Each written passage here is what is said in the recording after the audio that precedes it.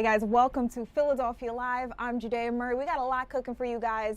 You're taking a live look at a couple of things happening as well as a video with some breaking news attached to it. So let's start in order. On the left, you see a city skyline shot of Philadelphia. It has been a pretty gross weather day here, and I heard that there were alerts of flash flooding. I want to check in soon with our meteorologist just to see if that has passed and whether or not you need to be concerned on your way home.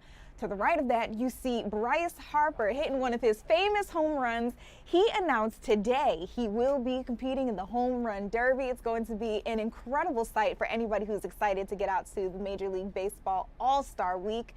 That, again, is coming up ahead. I want to talk to our sports team about what we can expect as this week gets underway. And then on the bottom left, you're taking a look live in a courtroom out in Provo, Utah.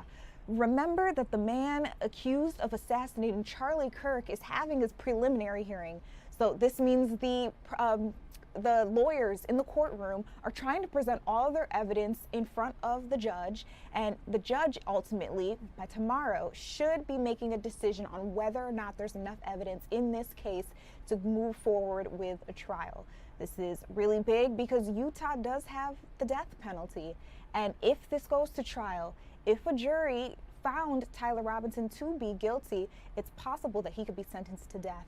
You're also taking a live look at Los Angeles Stadium because there was just a big match, France versus Morocco, and I heard France came out on top with a big 2-0 win. Another big sports headline that we'll be talking to our sports team about in just a second. But let's get back into that weather.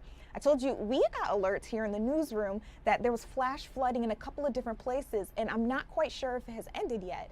So I want to touch base with one of our meteorologists, Scott Williams, who's been keeping his eye on the whole situation. Scott, how are we looking so far? Yeah, well, Judea, we are still keeping tabs on scattered showers and thunderstorms. Nothing is currently severe, but we do have flash flooding ongoing across the Delaware Valley. Some of the areas that were hit hard just Monday. And of course, still looking at Ultimate Doppler showing you some showers approaching Philadelphia off from the west. So this is moving out of Lancaster County as well as Berks County, Chester County. That will continue pushing on to the east. Now, not as heavy as some of the rain we saw earlier, but nonetheless, that's kind of the back end of the showers and thunderstorms that will be approaching the Philadelphia area. As we take you into parts of South Jersey, you can see around places like Vineland, Millville, of course, still looking at those tropical downpours, heavy rainfall. Nothing is severe, but this was severe earlier this evening as it continues pushing on off to the south and east, moving through places like Buena Vista, as well as moving toward Highway 40, Mays Landing, looking at that very heavy rainfall. Now look at all of this. Flash flood warnings in effect until 8:30. That includes sections of Chester County, Delaware County, Newcastle County, Salem County in particular, as well as Gloucester County. Some of the areas that have picked up 3 to 6 inches of rainfall just today. There have been some high water rescues around Hockessin, Wilmington, Delaware, Pennsville, as well as parts of the Philadelphia area. So, of course, looking at those torrential downpours that we've been getting across the area, the heaviest of the rain is shifting into South Jersey, but as I mentioned, we still have that back end of rainfall as we kind of highlight things right now. Moving through Berks County, Lancaster County, back into Chester County, Montgomery County. So we have to allow for that to push back toward the Philadelphia area over the next hour or so. That being said, I think we'll probably be looking at the rainfall tapering off for Philadelphia around 8:30, give or take, as we watch that back edge of the showers moving in from the west. And then as we expand the view, you can see there's really nothing behind that activity in Berks County and Lancaster County, but the heaviest of the rainfall now in Cumberland County and moving through central parts of Delaware. So all of this will kind of merge together, move down the shore over the next several hours. So places like Atlantic City, Cape May, you've been enjoying a nice beach day out there, but showers and thunderstorms are approaching from the west. Now take a look at this. The bullseye, it just kind of jumps out on the page. Boom. 3 to 6 inches of rainfall between places like Pilesgrove, Woolwich. Moving along 295, that area along the New Jersey Turnpike area through Gloucester County, through Salem County. So really heavy rainfall as you leave Newcastle County, cross the Delaware Memorial Bridge, Moving into South Jersey, those are some of the areas that have picked up 3 to 6 inches of rainfall out of this system. So, of course, numerous reports of flash flooding. Now, as we go hour by hour, you can see how things start to taper off around Philadelphia, points north and west, but we're still, of course, looking at those showers down the shore, Delaware beaches by 9, 10 o'clock. So those areas that had that nice beach day, your turn is later on this evening between 9 and 10 p.m.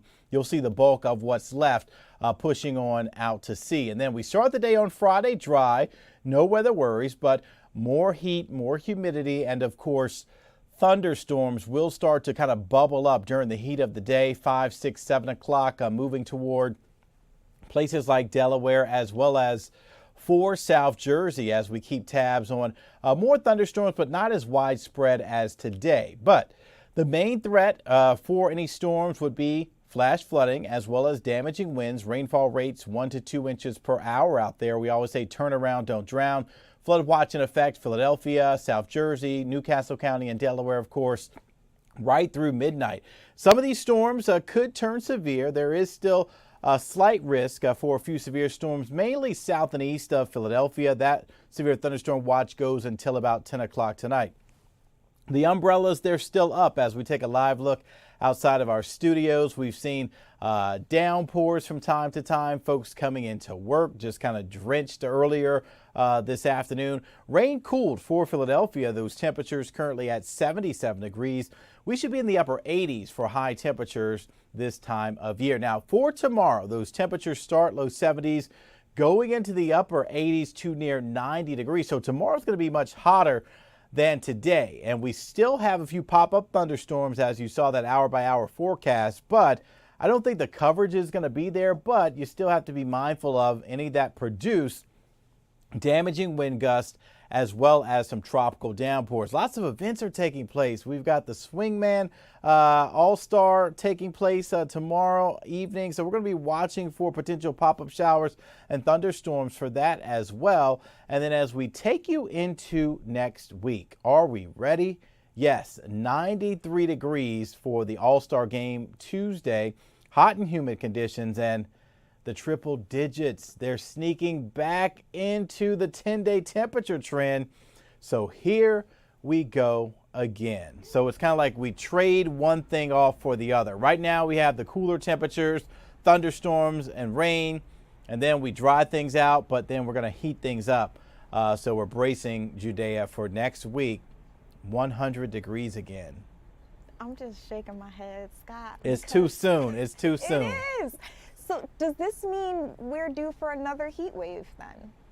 Yeah, I mean, we're kind of in the middle of meteorological summer. Remember, we talked about how June, July, and August is the 3-month window for that.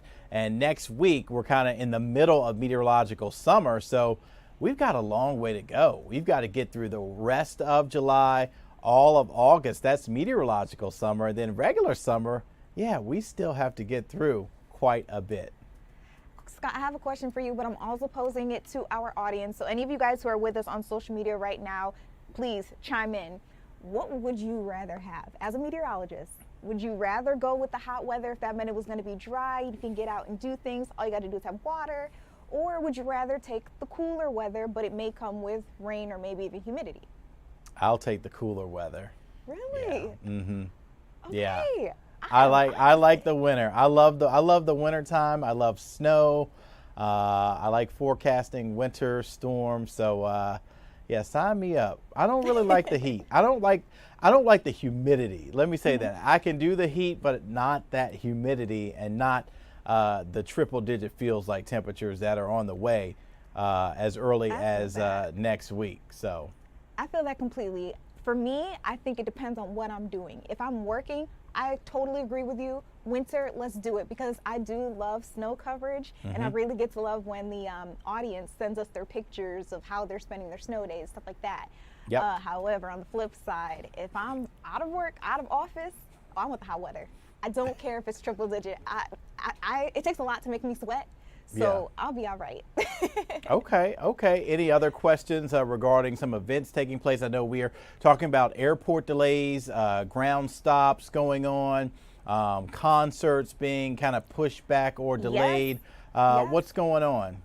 So actually, we're going to get into that. One of the big things that I saw was Patti LaBelle's concert. If anybody was trying to get out to the Dell Center, they have already said that that is just pushed back. It's not canceled. Okay. Miss Patti LaBelle will be singing. Yep. They just are giving her an extra hour, so hopefully. Okay, and there is more rain. There is some more rain that's going to be pushing through as we saw that back edge.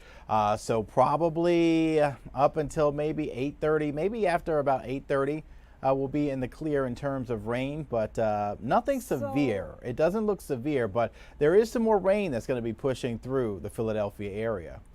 In that case, I mean, would you be surprised if we heard that it was pushed back again? I mean, we haven't yet, but would you be surprised? I wouldn't be surprised because as we go back to radar, if we can pull up the one that's already up behind me here, you can see that back edge of rain. That's going to be moving through. It's a little after 7 o'clock now. So yeah, that's probably going to be moving through over the next hour and a half. Okay, for those of you fans who want to get out there, keep your eyes on this. Keep your eyes on us here on Fox 29 Philadelphia. Our meteorologists are doing the hard work of bringing you guys your live weather updates every chance they get. So this would be a great time to download the Fox 29 weather app. Get with us on Fox Local. We'll bring you the latest as we get our updates here in studio. Scott, thank you so much for making some time for us. Absolutely. Now, you guys out there streaming with me, if this is your very first time, my name is Judea Murray. I am live from Philadelphia, but I cover news from a little bit of everywhere. And I want to bring you guys out to some big national stories. Here are the things that people are scrolling on, clicking on all across the country. Have you guys heard about that Maine Democratic, we'll say, nominee? It turns out that he has a pretty controversial past, and voters are not quite comfortable with it. We also heard that recently one of his former partners says that he raped her in 2021. So this has been a huge deal and a huge shakeup to that race. In addition to all of that, I heard that he has decided to drop out. And that's where we are joined by Fox News' Kaylee Schuyler, who's been keeping her ear to the ground on this particular story. I mean, Kaylee, what has he had to say about it, for himself in all of this? Hi, Judea. So last night in a 11-minute long video posted on X, Plattner was defiant and said this is not an admission of guilt. He's still denying the rape allegations. Instead, he's blaming the Democratic Party for forcing him out.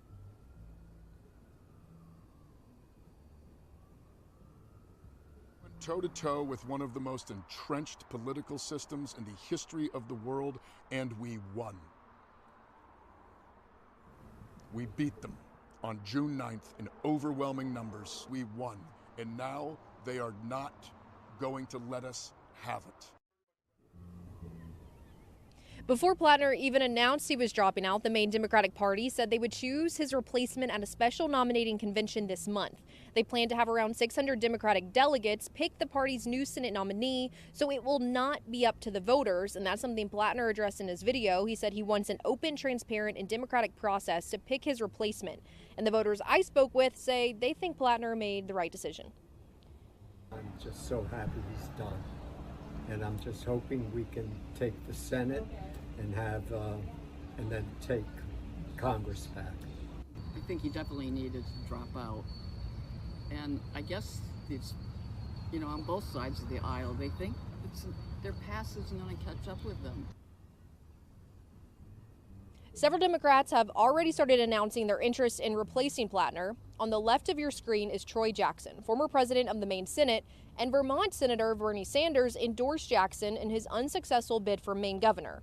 And then we have Nirav Shah, a public figure who is already holding a campaign event today. And then there's Maine Secretary of State Shinna Bellows, who is also running. So those are a few of the standouts so far.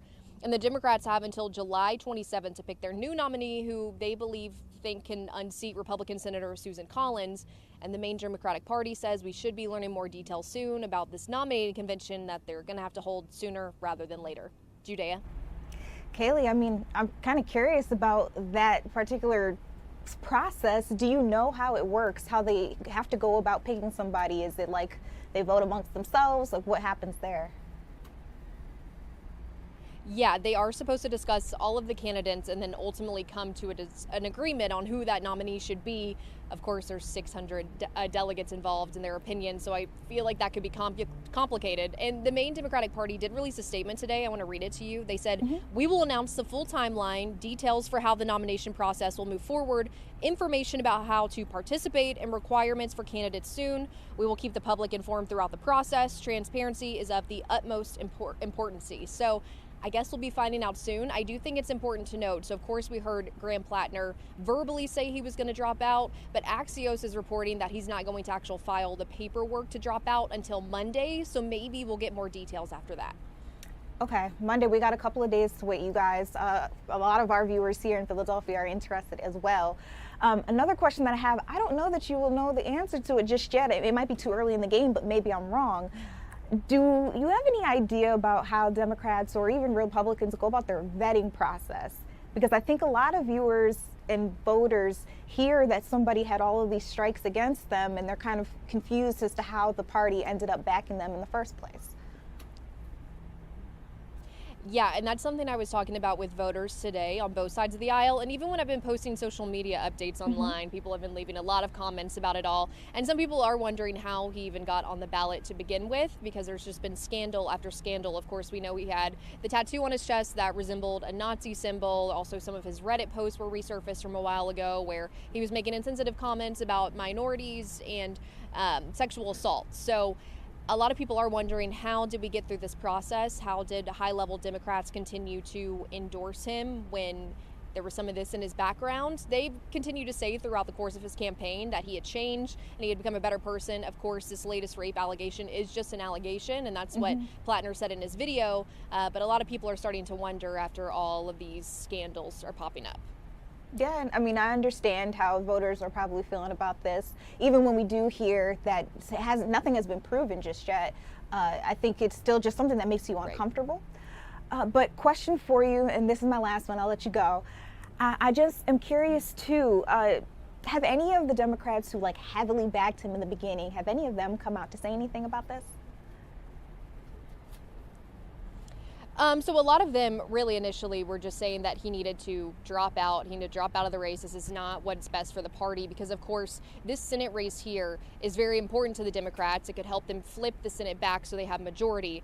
And so really that's just what we were hearing a lot of. Of course, there are already the candidates who are coming out now and starting to campaign essentially, even though it's going to be interesting because it's not up to the voters. But yeah, most of the talk from the high profile Democrats was just that Graham Plattner needs to drop out and it's time to find someone else to fill that seat. All right, so we'll keep our eyes on it. You said Monday seems to be the day where we'll see some movement. And then tell me one last time the date you said the Democratic Party will try to come out with another nominee. It has to be by July 27th. July 27th. Okay. Thank you so much, Kaylee, for giving us a look at what's happening out there in Maine. We here are keeping our eyes on it too. The cold country is wondering what's happening there. It was actually one of the Google trending topics today and has been for the last week and some change. I also want to get you guys caught up. Let's see, it looks like we still have a live camera in the courtroom. So I want to bring you guys out to Provo, Utah. You may have heard his name before, Tyler James Robinson. He's a 23-year-old man accused of assassinating Charlie Kirk in a very, very public platform. So if we back up, back in September, Charlie Kirk, he's a conservative streamer. He speaks out a lot. He's an activist. And he was talking to a whole group of students out at Utah Valley University. And it was about, I think, 3,000 students in the crowd. And during his speech, all of a sudden, this was live streamed. It was put out there on social media. So everybody has seen it at this point.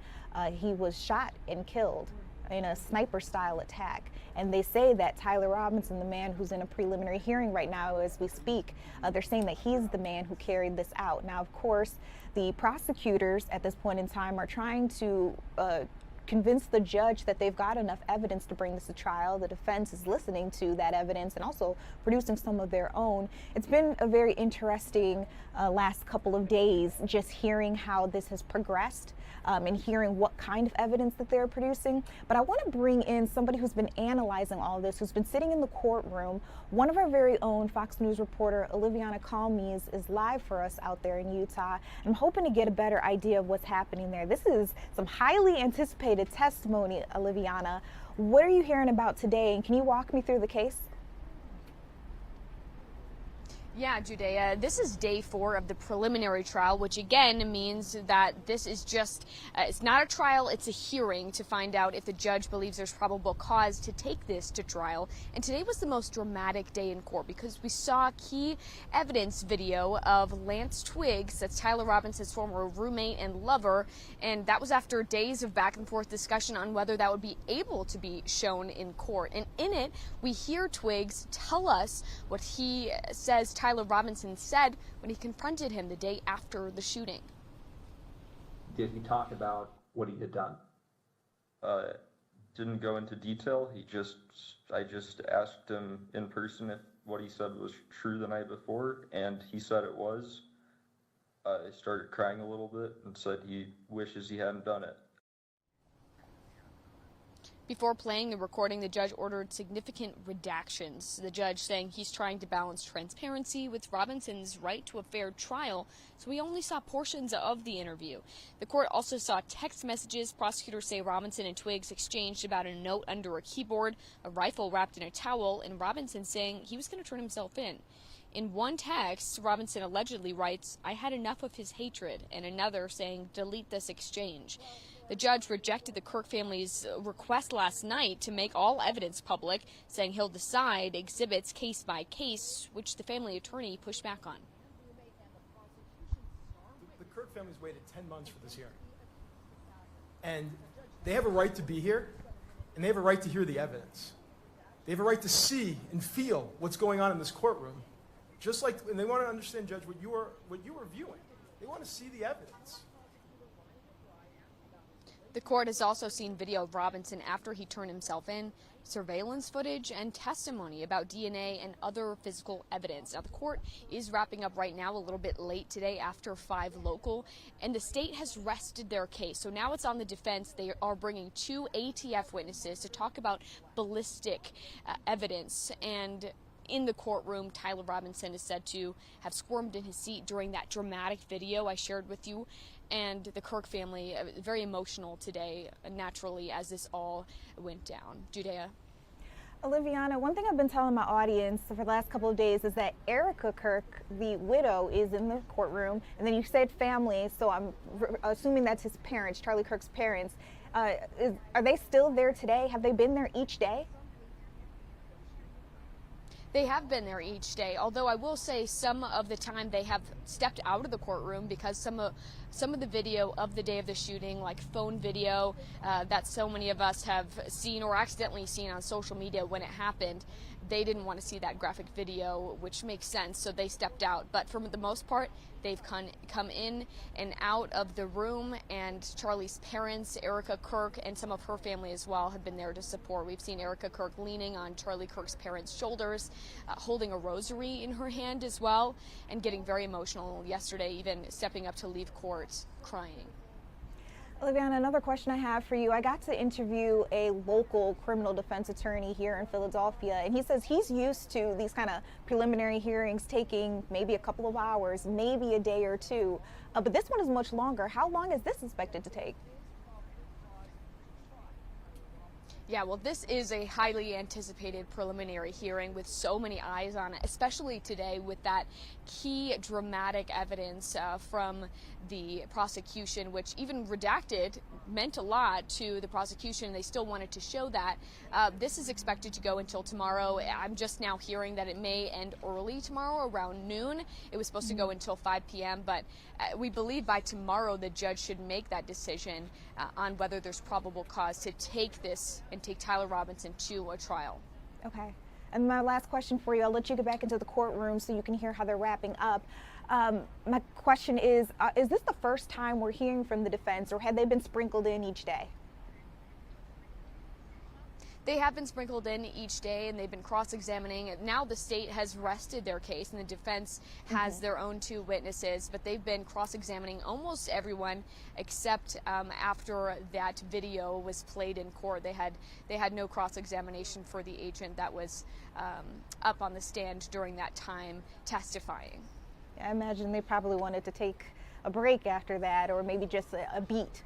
Again, Oliviana, thank you for giving us an update on what's happening out there. Again, this is another one of those stories that our audience really cares about. They want to see what's going to happen. As you mentioned, it is high profile. So we appreciate you giving us a look at what's happening out there in Provo, Utah.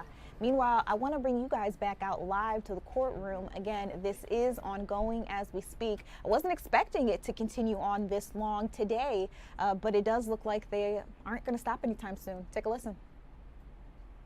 Don't hold me on the time. All right. Any final input on that? Thank you for reminding me from defense. Any final inputs? All right. What we can do is at the conclusion of defense's presentation of whatever witnesses they're going to do, we can address that. So the concern I heard was that the victim representative wanted to see what the court would consider before bind-over decision is made, and that allots for that. So whether it happens right now, which the hour is late, or by right after the conclusion of evidence, that's going to help well before I consider bind-over. So in the interest of justice and balancing that, I don't want to take away time. It sounds like we're going to be okay, but I always want to be cautious. But I will grant that request, and that will be played in open court, and we will watch the totality of, I believe it is State's Exhibit 12.1, which is 8, give or take 2 minutes. Your Honor, and just to clarify, it will not be televised, correct? It's only for people in the courtroom. That is correct. Because the request was made by the victim representative who is present in court, right. I will grant that request, and it will be played in the courtroom for all present to see, but not to be broadcast on TV. And we just would like a continuing objection for all the reasons we raised before, Your Honor. Thank you. I appreciate you making that record. I note the standing objection. That objection as it relates to this request is overruled, and that will be played at the conclusion of defense's presentation of evidence and before the state, if they do have a rebuttal witness. Please remind me so that I can address it, and that is taken care of. Thank you to the parties. I'm hesitant to ask this. Anything further? All right. Nothing further from the state. All right, you guys, that's where they're at in the courtroom. If you guys want to go back out there and listen live again, if they happen to still be going on, it does look like, though, that they are wrapping up. We may be able to bring you back out there, but if they are done for the day, don't worry, later on, I want to replay some of the testimony that we heard earlier. Oliviana Calmes gave you a taste of some of the things that we got to hear, but one really important testimony to this entire case happens to come from Tyler Robinson's ex-roommate. They also say that he is a former lover of his. And he talked a little bit more about what Tyler allegedly said to him the day after that shooting with Charlie Kirk. And I think you're going to be interested in hearing and seeing that text message exchange. You guys, we're going to take a quick commercial break. When we come back, I got some big sports news to bring you out to. The Phillies are taking on the Cincinnati Reds. We'll check in on their score and more when we come back.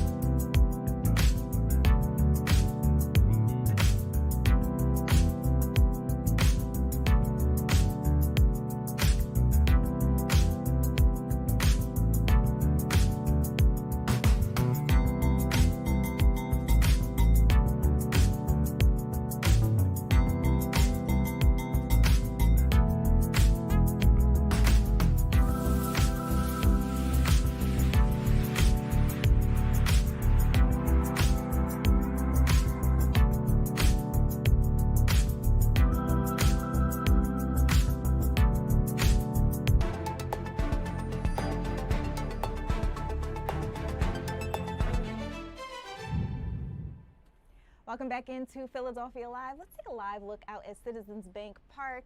Again, I mentioned that the Phillies are taking on the Cincinnati Reds.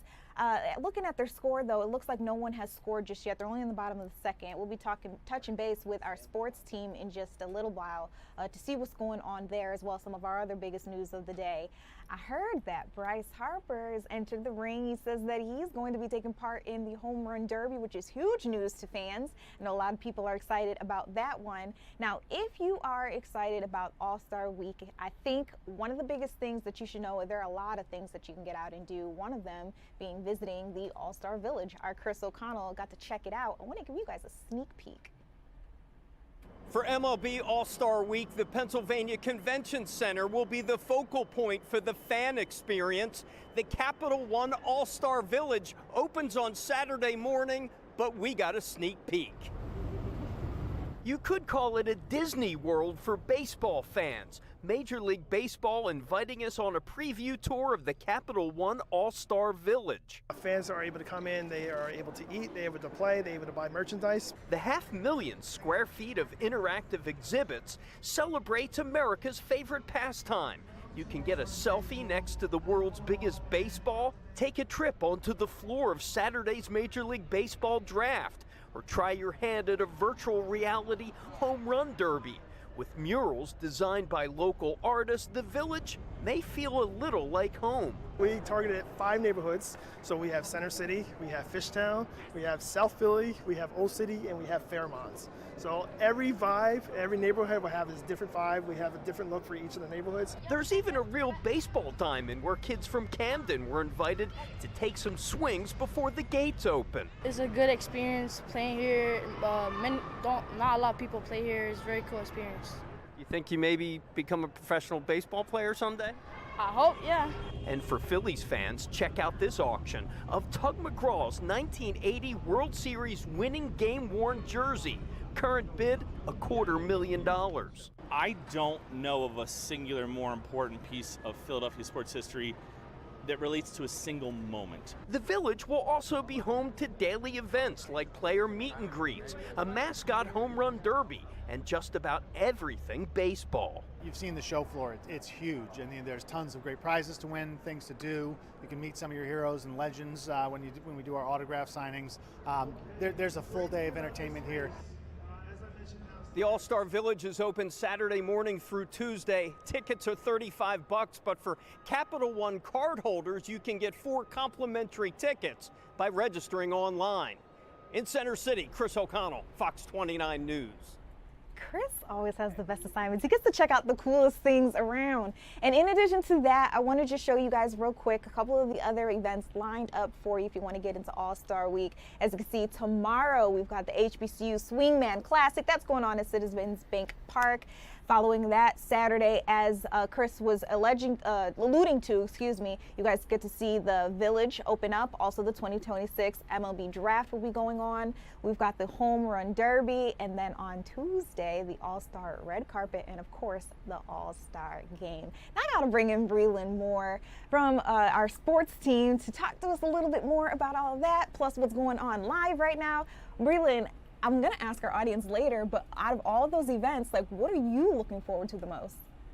I think it has to be the Home Run Derby and the All-Star Game, right? I mean, those are your marquee events, and the All-Star Game, especially being right here on Fox 29, is going to be something really, really special. But the Home Run Derby will also be really fun. We were kind of debating today, actually, on the Fantastic Sports Show, and it ended up kind of blowing up a little bit because we had confirmation of who was going to be in that Home Run Derby beforehand, but we did ask the fans a little bit before who would they rather see. Kyle Schwarber, whose claim to fame is, of course, hitting those Schwarbombs, hitting those home runs, or Bryce Harper, who is the face of this Phillies franchise and has not appeared in it in quite some time. And overwhelmingly, I think it was 85% said they would rather see Bryce Harper. Kyle Schwarber just did the Home Run Derby. So I do understand that they wanted to see somebody else, and to see Bryce Harper, and that is awesome. And then, of course, Major League Baseball announcing he is indeed going to do it. He won it back in 2018, hasn't done it in a couple years, like I said, and is now going to get a chance to do it in a really cool environment at Citizens Bank Park, a place that he plays for so many games in a season, but to be able to be here in front of a hometown crowd while he competes in something so fun has to be really, really special for Bryce.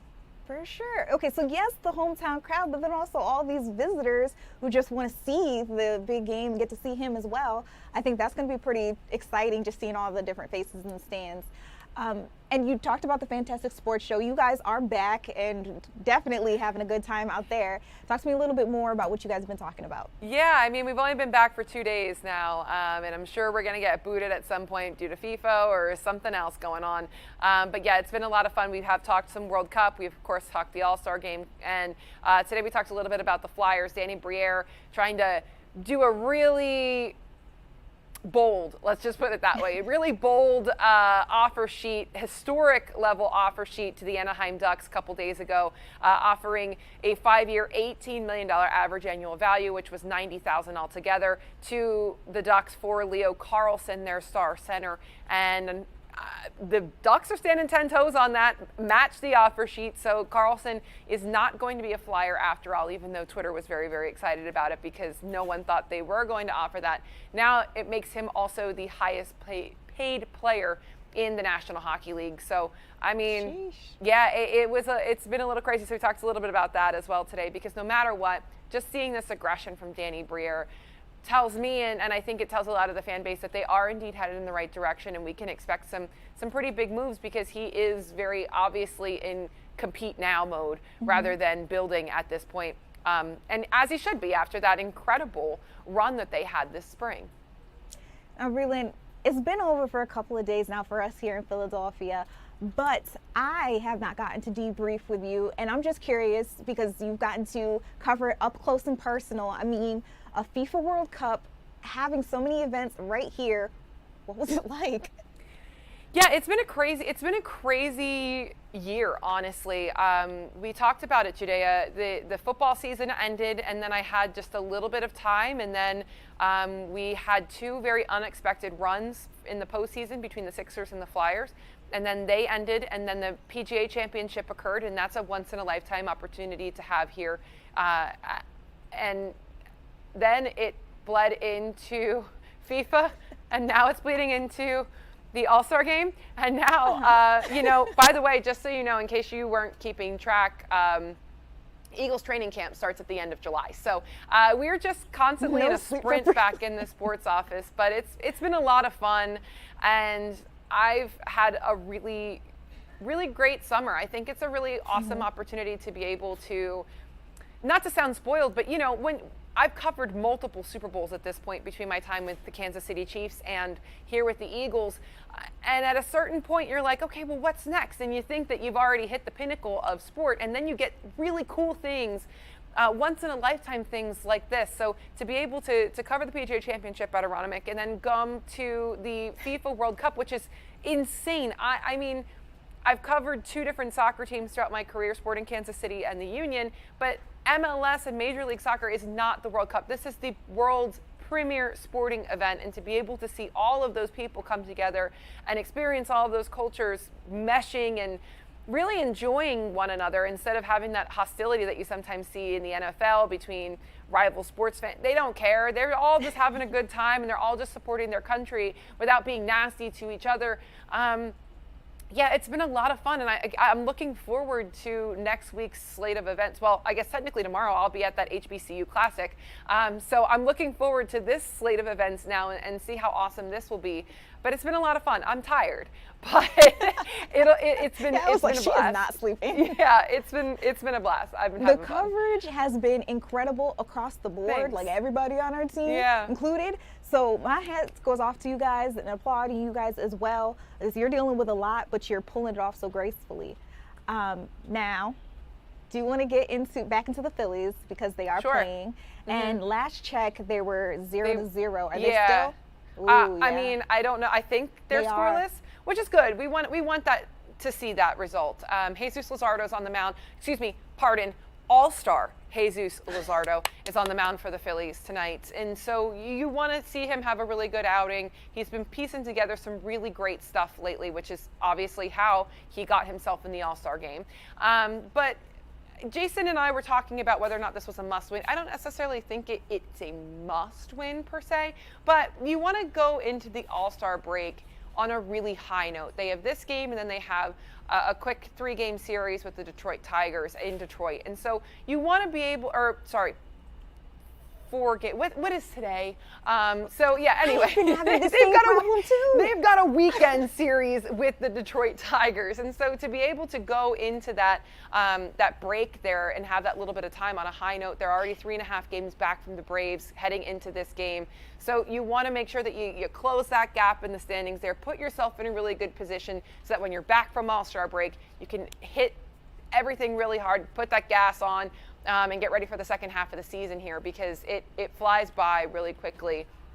And this is kind of the time that you have to start a little bit of standings watch and play in that game of whether or not you're in a good position to make that wild card position down the line. So yeah, we'll see how it goes, but so far so good. I'm happy with that result at the moment. I am so happy to hear you say this, because since I got to start doing the show Philadelphia Live and I've been chatting with you guys in the sports team, everybody's like, well, you know, Judea, there's still more games to be played, more baseball to be played, the whole long season ahead. And I'm like, when are we going to get to the point where, like, no, everything matters? It's like every single base, every single hit. And I guess now is that time where everybody's starting to, well, everybody cares always, but now is that time. Yeah, I don't necessarily know if it's every single hit that counts at this point, but when you're in the second half of the season, you're definitely doing a little of standings watch. Now, granted, like I always say, you're going to win a third of the games in your schedule, you're going to lose a third of the games in your schedule. It's what happens in that final third that really determines whether you're a playoff team or not. And so now is kind of the time where you standings watch a little bit, you see how many games back they are, and start getting a little more involved in that wild card race watch. Now we still have some time. Obviously the season continues into the fall, and we have quite a bit of stretch before we get into Red October. But it's now time to kind of lock in a little bit more than you maybe should have been in the first half of the season. Got you. Now, last question for you, and then I promise you I'm going to let you go. The Sure. only reason I'm asking is because somebody put it in the live stream chat, so I have to. I've got to bring back up the possibility of LeBron coming to Philadelphia. LeBron James, that's the one. I mean, it really hasn't been a hard no yet, so. Why? You know what I mean? Like, I would love to have him here, but right, like, why would he come here? It's like a little bit of an oddball situation. Cleveland, self-explanatory. Miami, self-explanatory, especially now they have Giannis. The Sixers are kind of just like, and I think when you're LeBron and you're, now in your 40s and no matter what, even if, he thinks he can play you're not going to play for forever. You are in the twilight of your career no matter what at this point in your 40s. Don't you want to go to a win now situation? And on paper, the Sixers have a really great roster, but in practice, they have not made it past the second round in ages. So, I mean, 2001 was the finals. So, I mean, geez, like, I just don't understand why he would come here. But if he does, that would be awesome. I think it would be amazing. The star power here would be off the charts. It just seems like a little bit of an oddball situation pick, so, then in that case, do you think all the hype really has been people just hopping on virality or like marketing? I do think we have some young stars. I mean, Maxey, Edgecombe, obviously, as you mentioned, Jaylen Brown is here. What are they going to do with Joel Embiid? We don't really know. Is he going to play more than, half the games on the schedule? We don't really know. Probably not, considering the way that things go with him. But yeah, I think no matter what, as I mentioned before to you, that this is a PR victory, win or lose or whatever, when it comes to this free agency bid for LeBron James. It's a PR masterpiece from Mike Gansey, who is their new president of basketball operations. No matter what, The fact that he secured Jaylen Brown, he's been really, really aggressive in free agency, and now he's going after LeBron James, and he's apparently a serious contender for LeBron. I think no matter what, Mike Gansey comes out a winner, because all fans want to see is an effort being made from this front office to do everything they possibly can to put the best players on the court. And I think that I think he's winning that. You know, you can't force a player to come here like LeBron. If he chooses somewhere else, he chooses somewhere else. But he's trying, and he's trying very aggressively. And I really do think that he's already won over the Sixers fan base here, which is really all he needs. Kind of up. Yeah, it's kind of an uphill battle actually after the lackluster results that they've had over the course of the Daryl Morey era. Well, that's a note to leave off on. Thank you, Braylon, for walking us through literally everything that's happening right now. It has been a busy week, and you don't want to talk about Christian Pulisic? No, I'm kidding. Wait. I was about to say, check on your news friends, because we are not doing okay. Yeah. You were talking about what day of the week There's it more. is. Okay, go ahead. No, there's not much more. I mean, obviously, his full injury was revealed today, that fracture. And it's unfortunate, but he suffered it during the game in Belgium. So, yeah, I mean, sure. If you want to use that as an excuse, great. But what happened in the other couple games where you were not really productive either? I don't know. Brandon Graham played Super Bowl 59 with a torn tricep. Jalen Brunson is getting wrist surgery by playing that entire NBA Finals with injury as well. Athletes are hurt. And it's not an excuse for the rest of the results that he had throughout the course of the tournament. But it is what it is. Valid. Just out of curiosity, did you hear, I only saw the headlines. I didn't go ahead and read the article. Sorry, you guys. But that there were 2 USMNT staffers who apparently had been suspended. Did you hear anything about that? Oh, no, sure didn't. Okay. See, You're it breaking was news just to one of me those now. fly-by headlines. And now I'll look into it in the commercial break. If there's anything of substance there to bring you guys, Yeah, you're gonna right have here. to tell me about that. I didn't know anything about that. I got you. All right, you guys, we are going to take a quick commercial break. We got a lot more news to bring on out to. I got to thank Braylon Moore for giving us that awesome rundown of everything that was happening in the world of sports.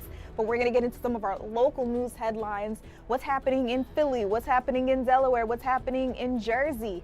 We got you. And national news when we come back.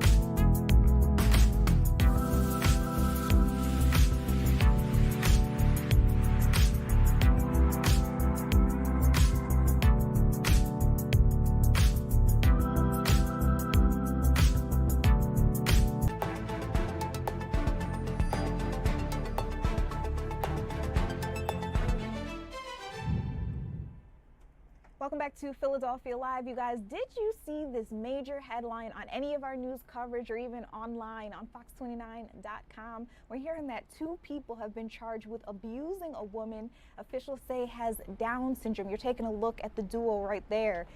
They're facing charges for alleged abuse and neglect of a 20-year-old woman who lives with Down syndrome. So charges have been filed against Yane Clegg Brown and Nair Hassan Sanders. There was a detailed investigation that revealed that this woman had been left outside. They say that emergency services were called because she was seen crying on the front steps of a house for about 4 hours, and it was only 40 degrees outside. Officials also say it was raining at the time. So that responding officer who came to the scene walked up to her, tried to make sure that she was okay. What's crazy is they initially thought that she was a child or a teenager, a minor. They said that she was soaked and she was holding a trash bag full of clothes. However, on further look into her, she was 20 years old. Again, she's a grown woman. She has Down syndrome. They said that she was in distress. She had some injuries to her right eye, multiple marks on her body, and they also said that she was clearly malnourished. So they say that they think that over time she was systematically underfed. They also believe that she was assaulted during her stay in the duo's home that you see on the screen right there. They said that she was allegedly forced to sleep on a deteriorating mattress without any sheets, any blankets, or any pillows. They also say there's some video evidence that shows, according to officials, Sanders pushing the victim down concrete steps and then shutting the door in her face. They said it also shows her punching her in the face. So District Attorney Tanner Rouse from the Delaware County, he actually held a press conference where he detailed some of these things that I'm telling you about now. I want to let you guys take a listen in on exactly what he had to say to our reporters today. It appears as though there was a young woman who was under the guardianship of the 2 defendants in this case. She was, I believe, their niece. It had been kind of convoluted because she was initially placed on the guardianship of the defendant's sister. However, the sister had subsequently been moved out or removed from the home and was transient at that point, it appears. The defendant then overtook guardianship of the victim in this case, as well as her younger sister, a juvenile who was only 15 years old. And it seems as though over the course of many months, there had been a pattern of abuse and neglect. And this young woman with Down syndrome, the victim in this case, was basically treated as a prisoner and a hostage in her own home. Her Social Security benefits went to the defendants, who refused to feed her. They would physically abuse her, beat her whenever she was acting out in any sort of way that a normal person or a normal child that was hungry might act out. There was nothing about her behavior that suggests that there's never an excuse for the type of violence and the type of neglect that this poor woman, this young woman, was subject to at the hands of her own guardians, her own family. Eventually, this came to light because they threw her out of the home in 40 degrees, pouring rain, and she stood outside crying, pleading for help, pleading to be allowed in. At one point, one of the defendants comes out and punches her in the face and tells her to stop crying, leaves her out there again until such point that she is on the verge of hypothermia and is allowed back into the house. Neighbors call the police to alert them that what they believe is a 12-year-old girl outside. Turns out it's a 20-year-old young woman, but who's been so underfed and malnourished that she's down to 80 pounds. That is how they found this poor girl in her home. Immediately took her to the hospital, began an investigation, and what cameras within the home revealed was this pattern of abuse and this denial of food and basic human needs. What would a normal weight be for someone her age? I can't say, Madeline. I can tell you she's gained about 25 pounds since she was in the hospital almost overnight. So she was substantially under. What does it do to you as a DA to investigate a case like this? It's horrifying. It is heartbreaking to know that there are children that are treated this way, that there are young men and women who are disabled, who are reliant on others. And to see someone so heartless, it's shattering every time. There is never a point in your career where you get used to something like this. Every time you read that people are capable of this type of abuse, this type of neglect, this type of cruelty, it shakes you, plain and simple. Doesn't that show this is a symptom of a larger problem? I mean, we cover these cases all the time where someone, as you say, is a prisoner in their own home. Their Social Security benefits are taken. There's no checks and balances here to make sure that it's going to, just because we send a check in the mail, we don't know that it's going to the person who needs it. I think there is definitely room for improvement. I don't want to be overly dramatic about the state of the system. I think it's a little bit unfair to say it's part of a larger problem. This is singularly evil. This is horrible. Does it happen more than is fathomable, frankly? It does. But at the same time, it's not as though this is rampant behavior. This is evil. This is sick. This is not something we see on an everyday basis. So I don't want to attribute this to some sort of larger systemic failure. Is there room for improvement? Of course. Should there be more oversight? And does something like this speak to that?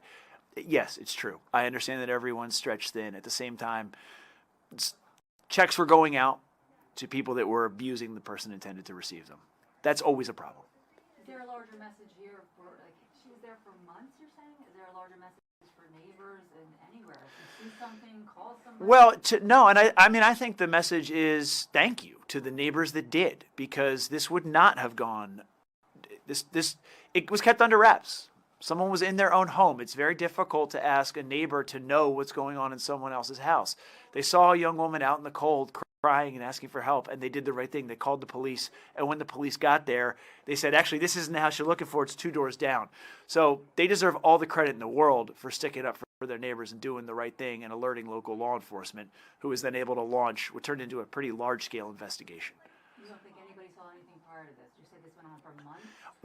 But understand, what went on for months was this poor young woman wasn't fed. This poor young woman wasn't allowed ample sleeping arrangements. This poor young woman was kept in the basement anytime she did anything that they deemed wrong or complained in any way. So, I don't know what someone saw. If you just see a small young woman coming out of the house, are you necessarily inclined to believe that that person is a 20-year-old who's been abused? No. I don't know that there would have been any reason for someone to know that something was wrong or believe that something was wrong until this took place and she was locked out for hours. Is out of the hospital? I believe so, yes.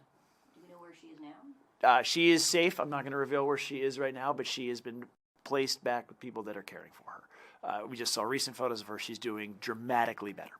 And the 15-year-old as well? The 15-year-old has been taken out of that home as well, yes. Just to reiterate, their sister? They are.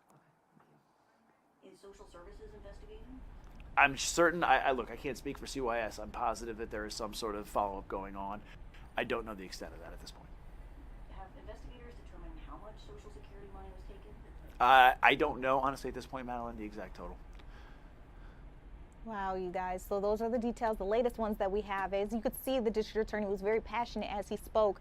If you guys are wondering about charges, I do have that information as well. It looks like both people are facing at least 3 charges each, including neglect and abuse of a care-dependent person. Sanders, though, was facing an additional charge for allegedly striking or threatening the victim. And it also looks like bail has been set at 10% of $250,000 for each person. Again, they say that she is in a much better place now and that she's already gained significant weight since she was taken to the hospital. So that's the latest that we have there on that. You can find more on the Free Fox Local app or go to fox29.com if you want to learn more. We're going to take a quick commercial break. When we come back, I got another big headline coming up for you guys. Weather has been one of our top stories. We heard about flash flooding. I want to see how significant it has been in some areas. So we're going to check in with Shawnette Wilson on that when we come back.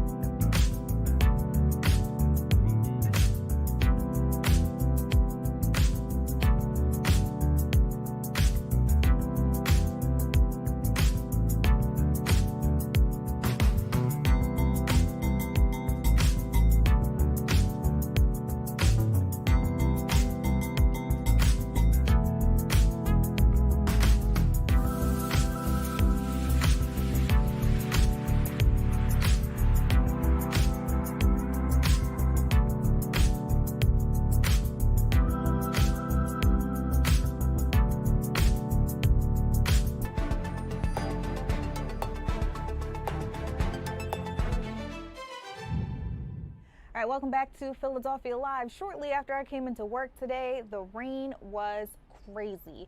And it was at some points in time, it looked like you couldn't even see across the street.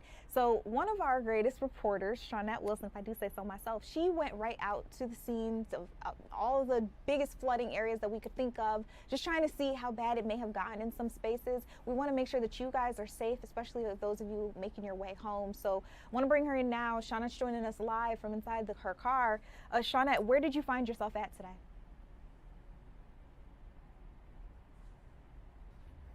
You guys, I don't think that Shawnette can hear me. Let's try this again. Shawnette, if you can hear me, can you give me a thumbs up? Hey, Shawnette, we're going to try you here as well. Shawnette, can you hear me?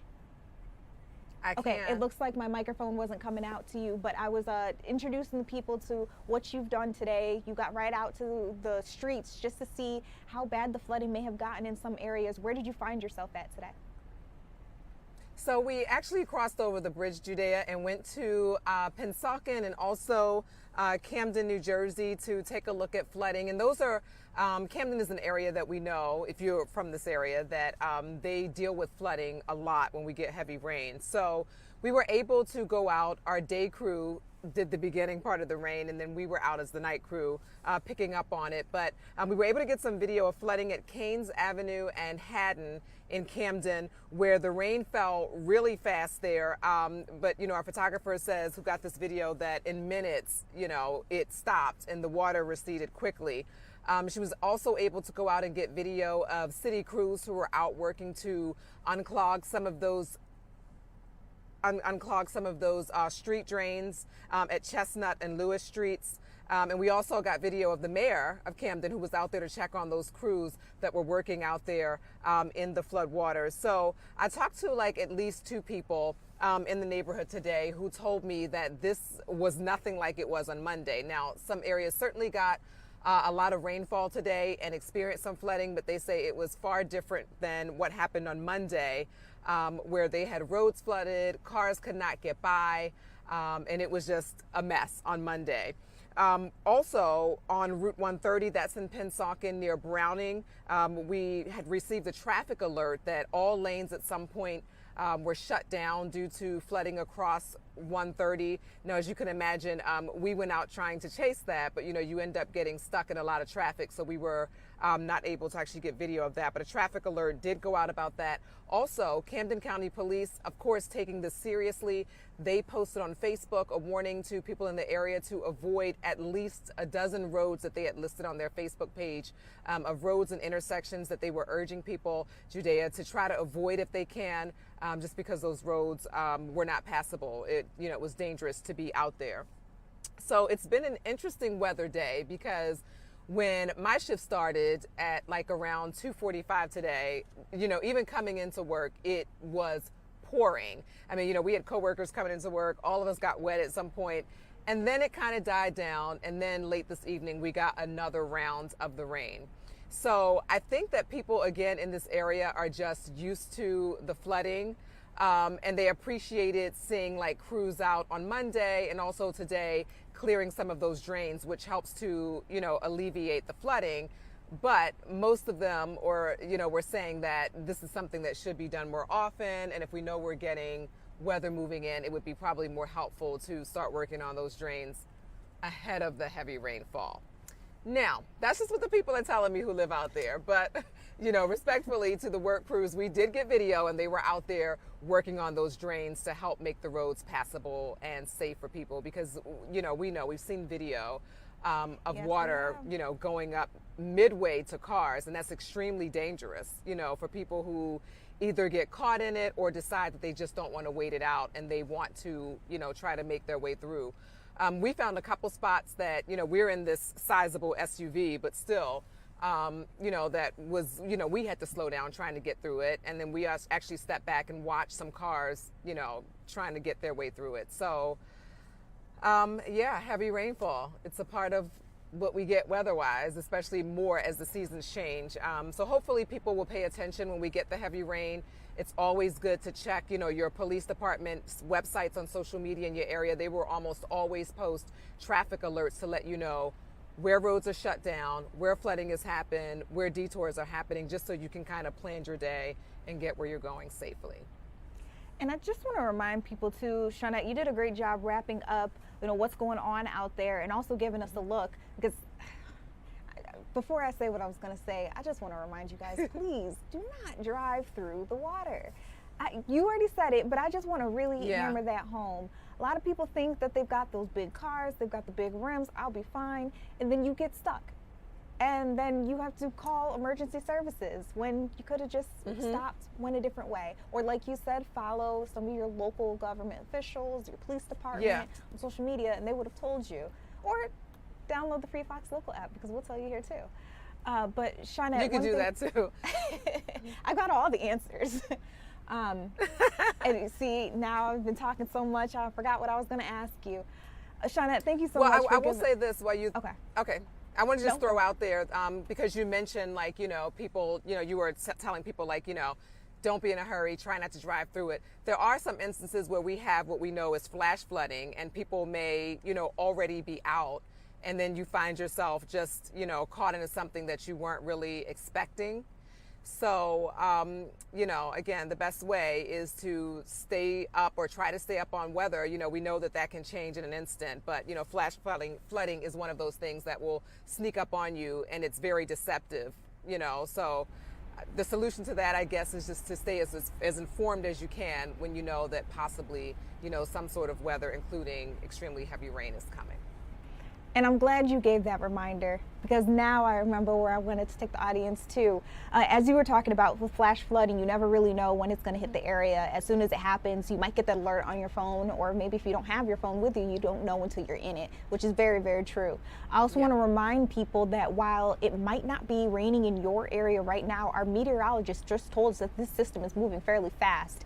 And so while it might not be raining where you are right now, it could be in a little while. So we'll check back in with him too, or maybe even Kathy Orr, just to see whereabouts that system is headed. Again, Shawnette, thank you so much for giving us a live look out there, what's happening on the grounds, and sending us that video here in studio to give us an idea of what's happening outside. You guys, again, we are going to take a quick commercial break. When we come back, I want to give you guys a live look out on the Ben Franklin Bridge, because I'm hearing that this weekend there are going to be some massive changes, especially to you drivers. You're definitely going to want to hear this. We'll be right back.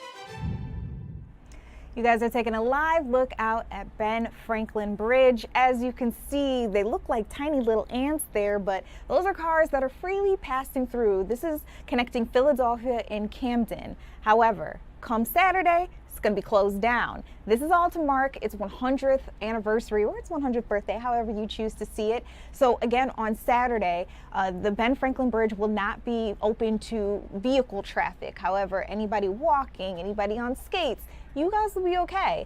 So they want you to come out, walk the bridge, have a good time. There's going to be live music, even some food trucks if you guys want to get out there and enjoy yourselves. They've actually got a website for the celebration where it talks to you about all the details you need to know in case you are interested in getting out there. Again, they are going to be commemorating a regional landmark. This is 100 years of the Ben Franklin Bridge.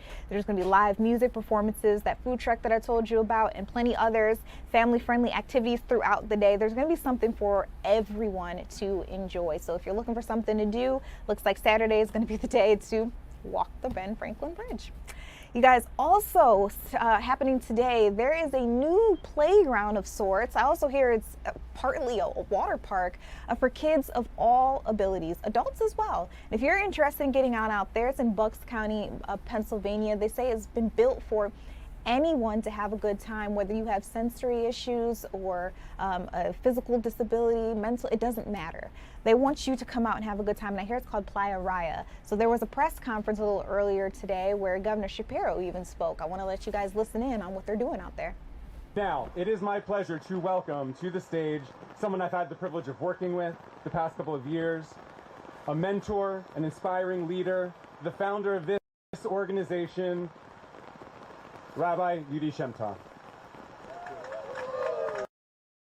And thank you, Cameron. There we go. And thank you, Cameron, for all the work that you've done since the short time that you're here.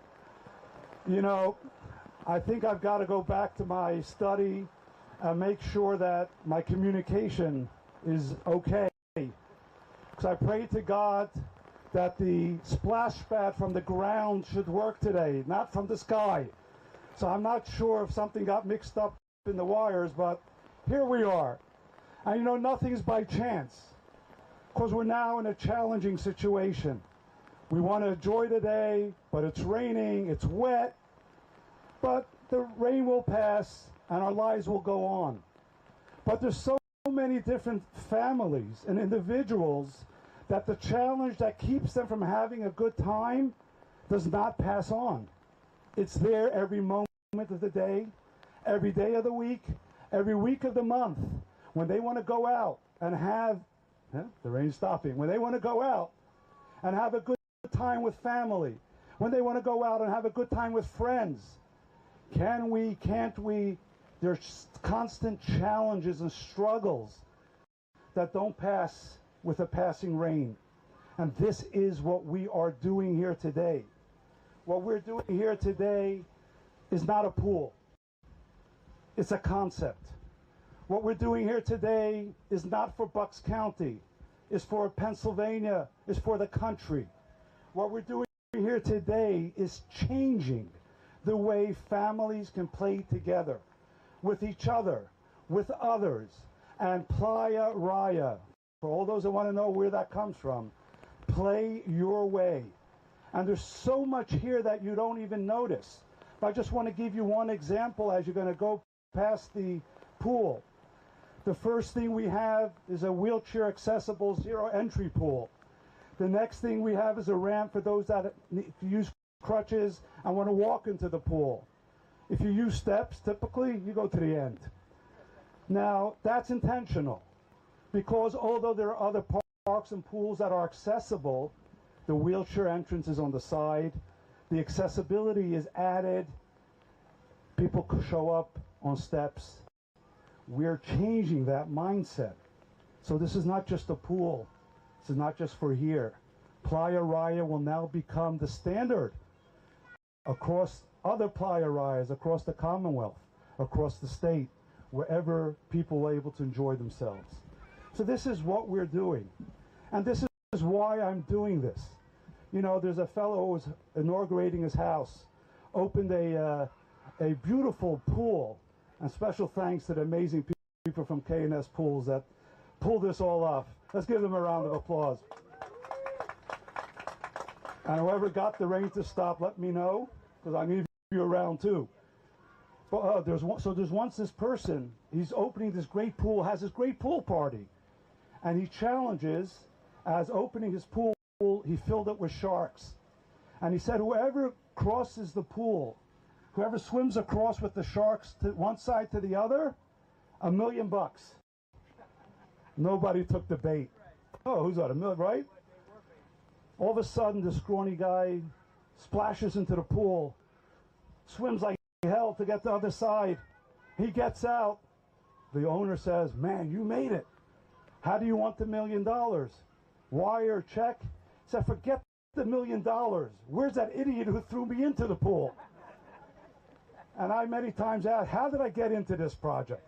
It's a really massive project, and so many people are doing this together. We're a team. But I don't regret it for a moment. With all the challenges and hardships and things you have to deal with, the emails that I receive from moms and dads that are waiting for this space to open. I had an email 2 weeks ago.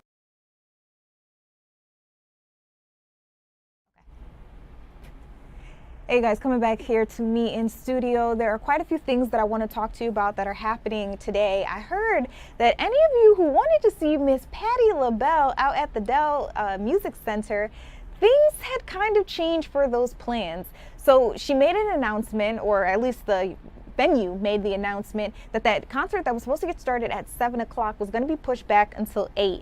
I'm looking on their social media, Instagram right now, and they just posted a video about 11 minutes ago of people standing in line with their rain ponchos. They do say this is a rain or shine event. They want you guys to still show up and have a good time. So because it was about 11 minutes ago when that video was posted, I believe that means that Miss Patti LaBelle is not singing just yet, but they do say that it will happen. Again, this is supposed to be the opening of the Dell Music Center, at least their season. So a lot of people were expected to get out there and have a good time. And like, who better to start things off than the Queen? They did a beautiful job picking out their lineup for the season. All right, so another big thing, we also want to show you guys a couple of other events that have changed their timing and what they're going to do today due to weather. Let's bring up that graphic one more time. All right, Twilight concert at Cooper River Park has been postponed. That is until August 20th. If any of you guys wanted to get out to that one, again, it will not be happening tonight due to inclement weather. The Color Me Bad group, they were supposed to perform out at Cooper River Park, but that's not going to happen until, again, August 20th. And then if you were looking to watch any of the FIFA World Cup or just meet other people and get out and about and eat and drink and be merry, FIFA Fan Fest at Lemon Hill has officially closed for the day. They say they will not be reopening until their next event. If you want more updates on some of these events and other things down the line, all you got to do is go to fox29.com or the free Fox Local app.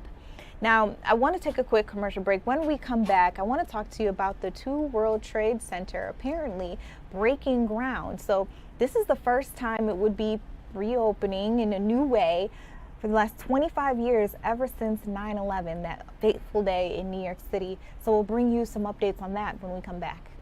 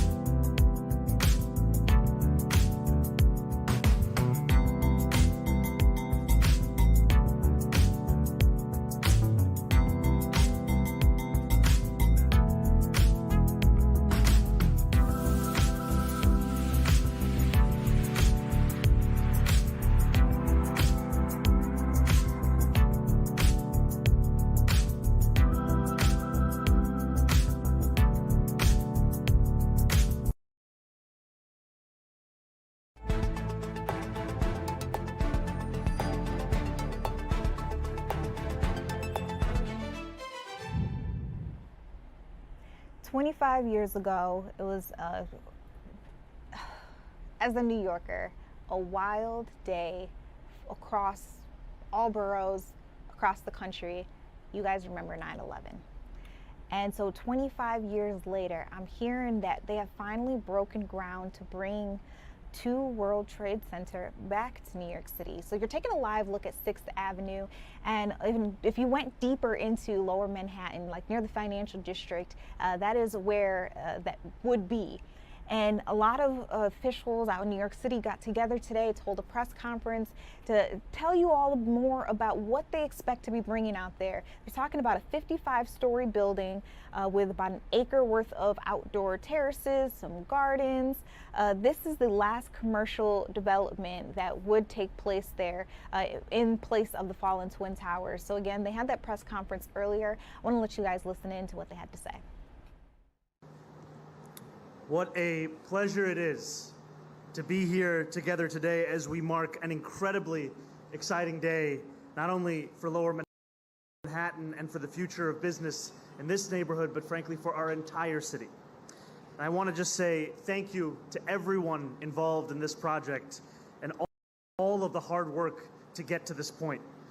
For Denise Pickett, the President of Enterprise Shared Services at American Express, Lisa Silverstein, CEO at Silverstein Properties, Catherine Garcia, our Executive Director at the Port Authority of New York and New Jersey, as well as Kevin O'Toole, our Commissioner at the Port Authority. I want to echo the acknowledgments as well to Gary LaBarbera, the President of the Building and Construction Trades Council of Greater New York. We have Jano Lieber, who is here with us, who leads our MTA. And I want to acknowledge as well leaders from within our own administration and Deputy Mayor Julie Su, who joins us, as well as all of our partners at the elected level in our City Council Speaker, Julie Menon, who is here with us, as well as Controller Mark Levine, Manhattan Borough President Brad Hoylman-Siegel, State Senator Brian Kavanaugh, and Assemblymember Grace Lee. You can tell a lot about a city from the buildings that rise highest. Which industries call it home, how many workers and colleagues are proud to build their careers there, and how many construction workers and architects and welders collaborated to build engineering marvels that reach into the clouds. Today, as we gather here to break ground on the new 2 World Trade Center, we are telling a new chapter in the story of New York City, one that will be immediately understood by whoever sees this building, whether it is from the street, before their first day of work, or from dozens of miles away as they look towards the greatness of our skyline. It will be a story of jobs. As steel girders are laid and concrete is poured, this project will create more than 3,200 direct and indirect construction jobs, investing in New York City's economy with nearly $6 billion.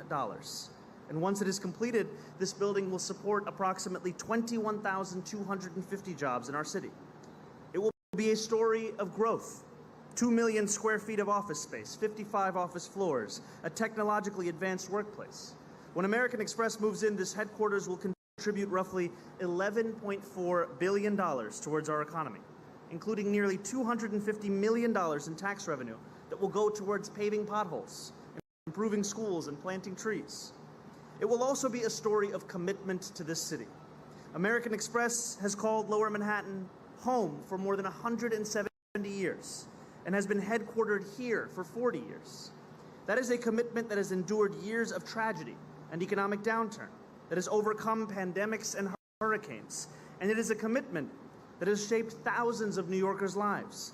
Those who built careers at American Express, bought their first homes and sent their kids to school on American Express salaries, and came to New York City because American Express brought them here. With this new building, American Express will be able to bring thousands more New Yorkers to the 5 boroughs. And it will also be a story that is told long into the future. Sustainability lives at the heart of the new 2 World Trade Center. I'm not just speaking about the state-of-the-art electric and energy-efficient systems built into the building, or the lower emissions it will produce, or the outdoor terraces that will bring more green into our city. I'm also speaking of the vision that this building holds for Lower Manhattan and for our city as a whole. It is a vision of people who are proud to come to work here, who take their lunch breaks at nearby parks, who commute here from homes they can afford on buses and subways that run smoothly and efficiently. And above all, it is a vision of a city that does what it has done for hundreds of years, builds big things, and welcomes more people in. If we can have a round of applause for all those that made today possible.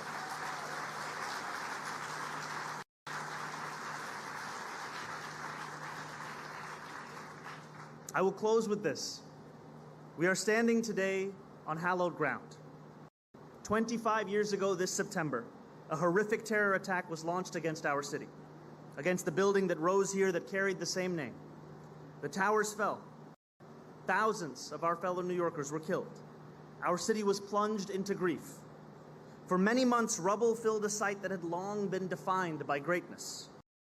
On this ground, great deals had been agreed. Inventions had been made, economic progress had been won. For a moment, it seemed, in the aftermath of that horrific attack, that perhaps greatness would only be a memory here. But over the months and years that followed, greatness returned. It returned in the first responders who sacrificed so much on behalf of their fellow New Yorkers. It returned in those who cleared the pile and laid new foundations. It returned in the first office workers who came back to work. And it returns today as we break ground on a new building that will rise 1,226 feet into the sky. And for that and all else, thank you.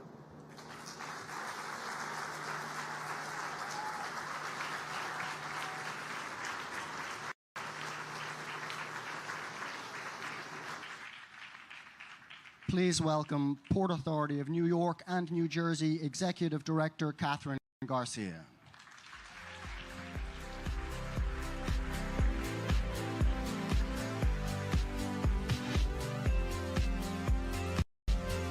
Start with good morning, and this is a great day. I'm thrilled to welcome everyone to our campus this morning to break ground on what is going to be the magnificent 2 World Trade Center, a project that has been a long time coming. And what an amazing few weeks it has been in New York City.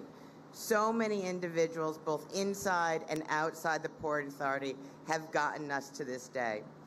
Governor Hochul has been both a leader and a supporter of the Port Authority's infrastructure agenda, from this project to the Midtown bus terminal to the Jamaica Station overhaul. I want to thank her for her continued support, though I think she would want me to note that technically American Express did start in Buffalo. Thank you to Governor Sherrill and to Mayor Mondani and the local elected officials who have joined us here today. To our counterparts at American Express, including Denise Pickett, who opened this program with so much joy. From their first address in Lower Manhattan to today, you have continuously recommitted to New York City and to Lower Manhattan as you grew and evolved from your delivery company days to literally a financial services giant who at its core and with its values is about the people that it serves. And to Larry and Lisa Silverstein, you talk about your commitment for the last 25 years here. It actually dates back longer to the risks your father took at the original World Trade Center 7 to make sure that he could fulfill the vision of a thriving, dynamic downtown. And you remain one of our most critical partners here at the World Trade Center. At the Port Authority, we don't do anything that we don't do jointly. Chairman Kevin O'Toole and Vice Chairman Jeff Linford, and to all of our commissioners who really urged this forward and made sure that we got out of the way of these two partners to get the job done. And I'd be remiss if I did not mention the leadership of Rick Cotton over the many years to make this deal, and also very happy that you made it before I got here. And finally, a thank you to our development team at the Port Authority, led by Derek Utter, who spent many days to get us over the line. Thank you all. It is literally not every day that you get to break ground on an addition to the most iconic skyline in the world. And it's even rare to break ground on a project that is also so deeply symbolic to this agency, this city, and this region. Because it is impossible to stand here today and ignore the context of this year in relation to the World Trade Center. Nearly 25 years ago, as the city grappled with the terrorist attacks, the site as we see it today was almost unfathomable. As I recall, you could smell the burning, not for days, but for months and months and months. Amidst the recovery efforts, the Port Authority knew that to honor those we lost, we had to look towards the future and rebuild. But in setting out on that task, there were many critics that said that the World Trade Center campus and the broader Lower Manhattan community would simply never come back. And they had reason to believe that. Within months of the attacks, 4,500 residents had left. Many businesses had moved uptown, but you know who did not move uptown? American Express doubled down in 2001 and is doubling down again today. Decades later, the World Trade Center is a vibrant campus. I come here every day. I will tell you it is very vibrant, though sometimes we have lost tourists. It is a hub of culture and entertainment, of transit and community spirit that is really driving the overall revitalization of Lower Manhattan. And we thought we had our groove on, and then in 2020, everything went silent again. We thought the city would never have a demand for new office space, that everyone was going to work from home in their pajamas as the future. But faced with this doubt, companies actually stayed on the campus, expanded on the campus. But it was not about maintaining what we had. We wanted to see the final piece, the capstone, actually get built, to see the future of World Trade Center. And it is our job to take the long view. Markets rise and fall, headlines change, but we need to be building for the next generation, and that is what Silverstein Properties and American Express are doing today. They are building for the next generation, for their colleagues to be able to collaborate and bring their most creative selves. As we do this, we are also, of course, creating, and I'm sure Gary will talk about it, 2,000 good-paying union jobs and nearly $6 billion worth of economic impact. So really, Two World Trade Center is not just a tower. It is a proof point about Lower Manhattan and New York City, that it is thriving and growing. And it is a manifestation of what happens when the Port Authority bets on this city, even in the face of doubt. Because we are not simply landlords, operators, and builders. We are drivers of progress that bring jobs, economic activity, and investment to the region. That is what we're doing across our portfolio, from berths to bridges to airports, and that is what is happening today. So yes, it has been a long time coming, and we could not be more excited to get shovels in the ground and to welcome Amex to the campus with all of your 10,000 colleagues. Thank you to our partners, and congratulations. Onward and upward, folks.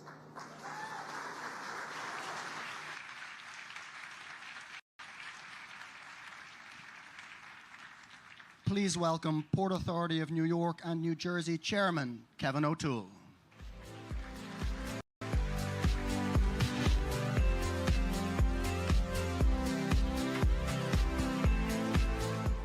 How do I follow these four speakers? So I find it a little odd. You had four dynamic speakers from New York talking about what this means, this deal, this arrangement, this legacy. I'm the guy from New Jersey, all right? I've been here for a bit. I have a little different perspective. I've served as a chair for 9 years, been very fortunate, of the Port Authority. And every time I come into the city, I'm amazed. And every time I come into this campus, I'm filled with a couple of emotions. One is just absolute joy that it is coming back. And one is about like solemnness, about the tribute we pay to those that we've lost. The Port Authority has a covenant. We have a covenant with those individuals who died 25 years ago and those who have died since. And we have made a commitment to them that we will restore this campus. It'll be vibrant, it'll be alive, it'll be in the name of those who have perished, that will make the city as great as it was, and it'll be greater than it ever has been. And for the four speakers who have spoken here today, this kid from New Jersey, let me say a few things. American Express, you represent the very best of America, the very best of American companies.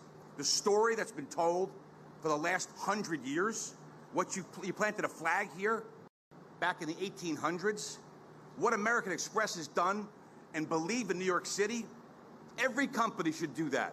Every company should believe in the town that they grew up in, that made them famous, that made them wealthy, that made them valuable, that have provided a living for their employees. American Express, you've done it like none other. You have a partner for life from the Port Authority. So thank you and all of your officers, your employees, with the world-class building you're going to have here. We welcome you with open arms. So,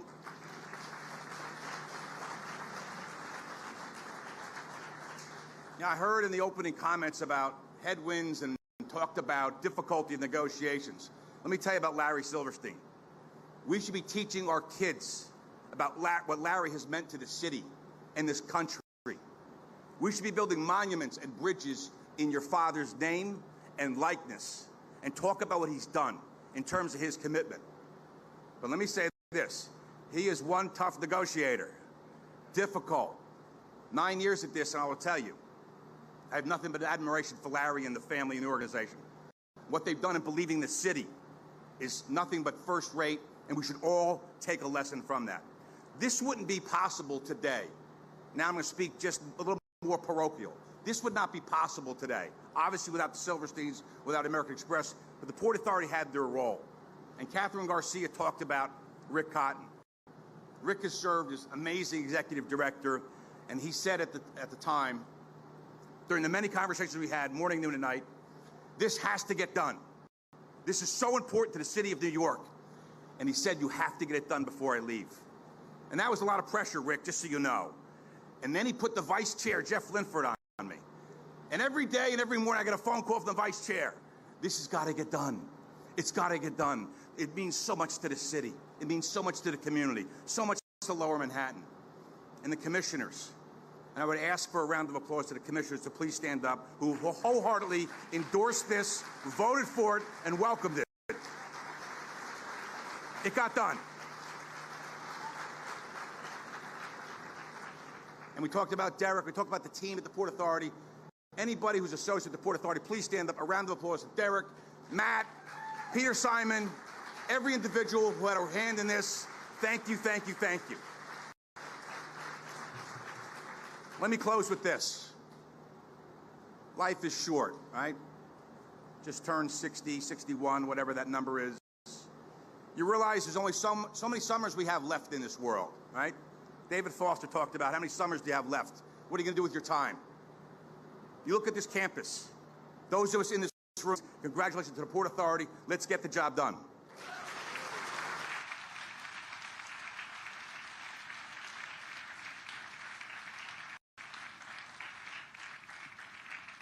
Please welcome the Building and Construction Trades Council President, Gary LaBarbera.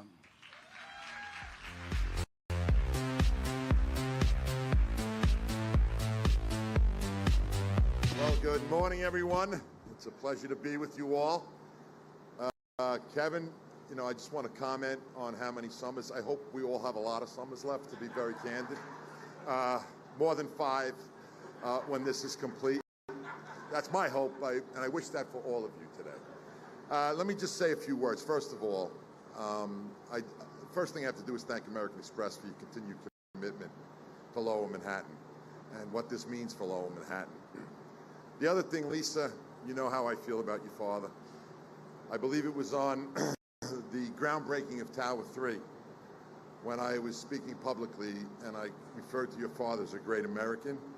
And you know I feel that way for his determination, his resiliency. And I remember having many conversations with your father about Lower Manhattan, and he never, ever once doubted that Lower Manhattan would come back and thrive. And I still today feel he is a great American for what he's done at this campus. And I think we should acknowledge Larry Silverstein as well. Obviously, it's an honor for me to be here with our mayor of the great city of New York and all of the elected officials, Speaker Menon and others, and my fellow commissioners, and Executive Director Catherine Garcia, and our past Executive Director, my dear friend Rick Cotton. Today is about thank yous, and I express my deepest gratitude on behalf of over 100,000 members of the building trades here in New York City for the opportunity to be a part of this great legacy project. I will say one thing, and I always say this at these events. I can give you a solid commitment. American Express, Silverstein, Port Authority, the City of New York, that this project will be built with the most highly skilled and trained tradesmen anywhere in North America. And you can count on a project being built right, being built once, and being built with excellence because of the men and women of the Building and Construction Trades Council. That commitment I can make over and over. Finally, I do have to say it's almost a point of personal privilege. This is actually a very emotional moment for me and many others that were here 25 years ago. Catherine, you mentioned the smell, the burning smell, and there was a terrible acrid odor. It never leaves you. It never leaves you. And to see this project go forward as the completion of the campus, it means so much to our city, to our nation, and the people that were here and in their memory, as Chairman O'Toole said. On that fateful and horrible day, approximately 10,000 union building trades members from all boroughs in New York laid their tools down and came to this site. I was one of them, to assist our uniformed services and first responders.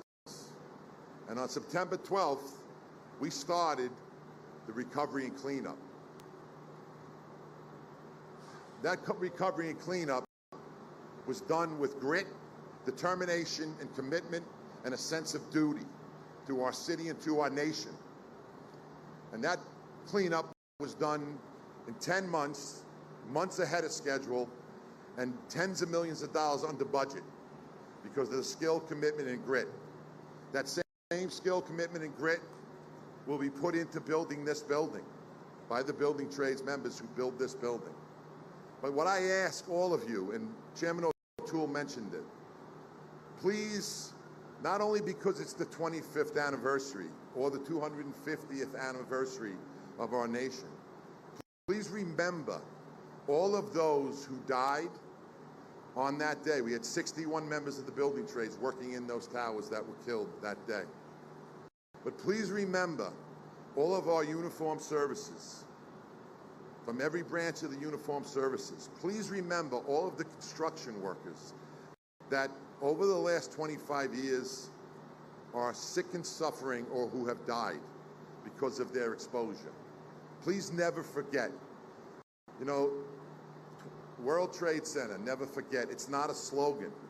It should be a commitment that we do truly never forget the sacrifices that were made on that day by the uniformed services and the sacrifices that were made over the last 25 years from the impacts of exposure to air quality issues that we were told we were safe, and we weren't safe. So on that note, I want to bring it up a little bit. I'm in the basement right now. I'm going to bring it up.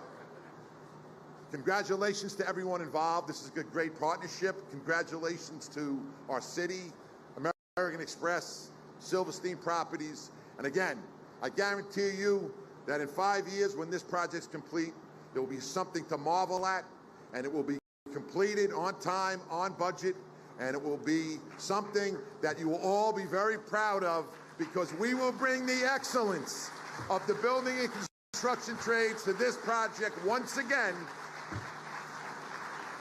and we will accomplish the mission. God bless you all. Thank you so much.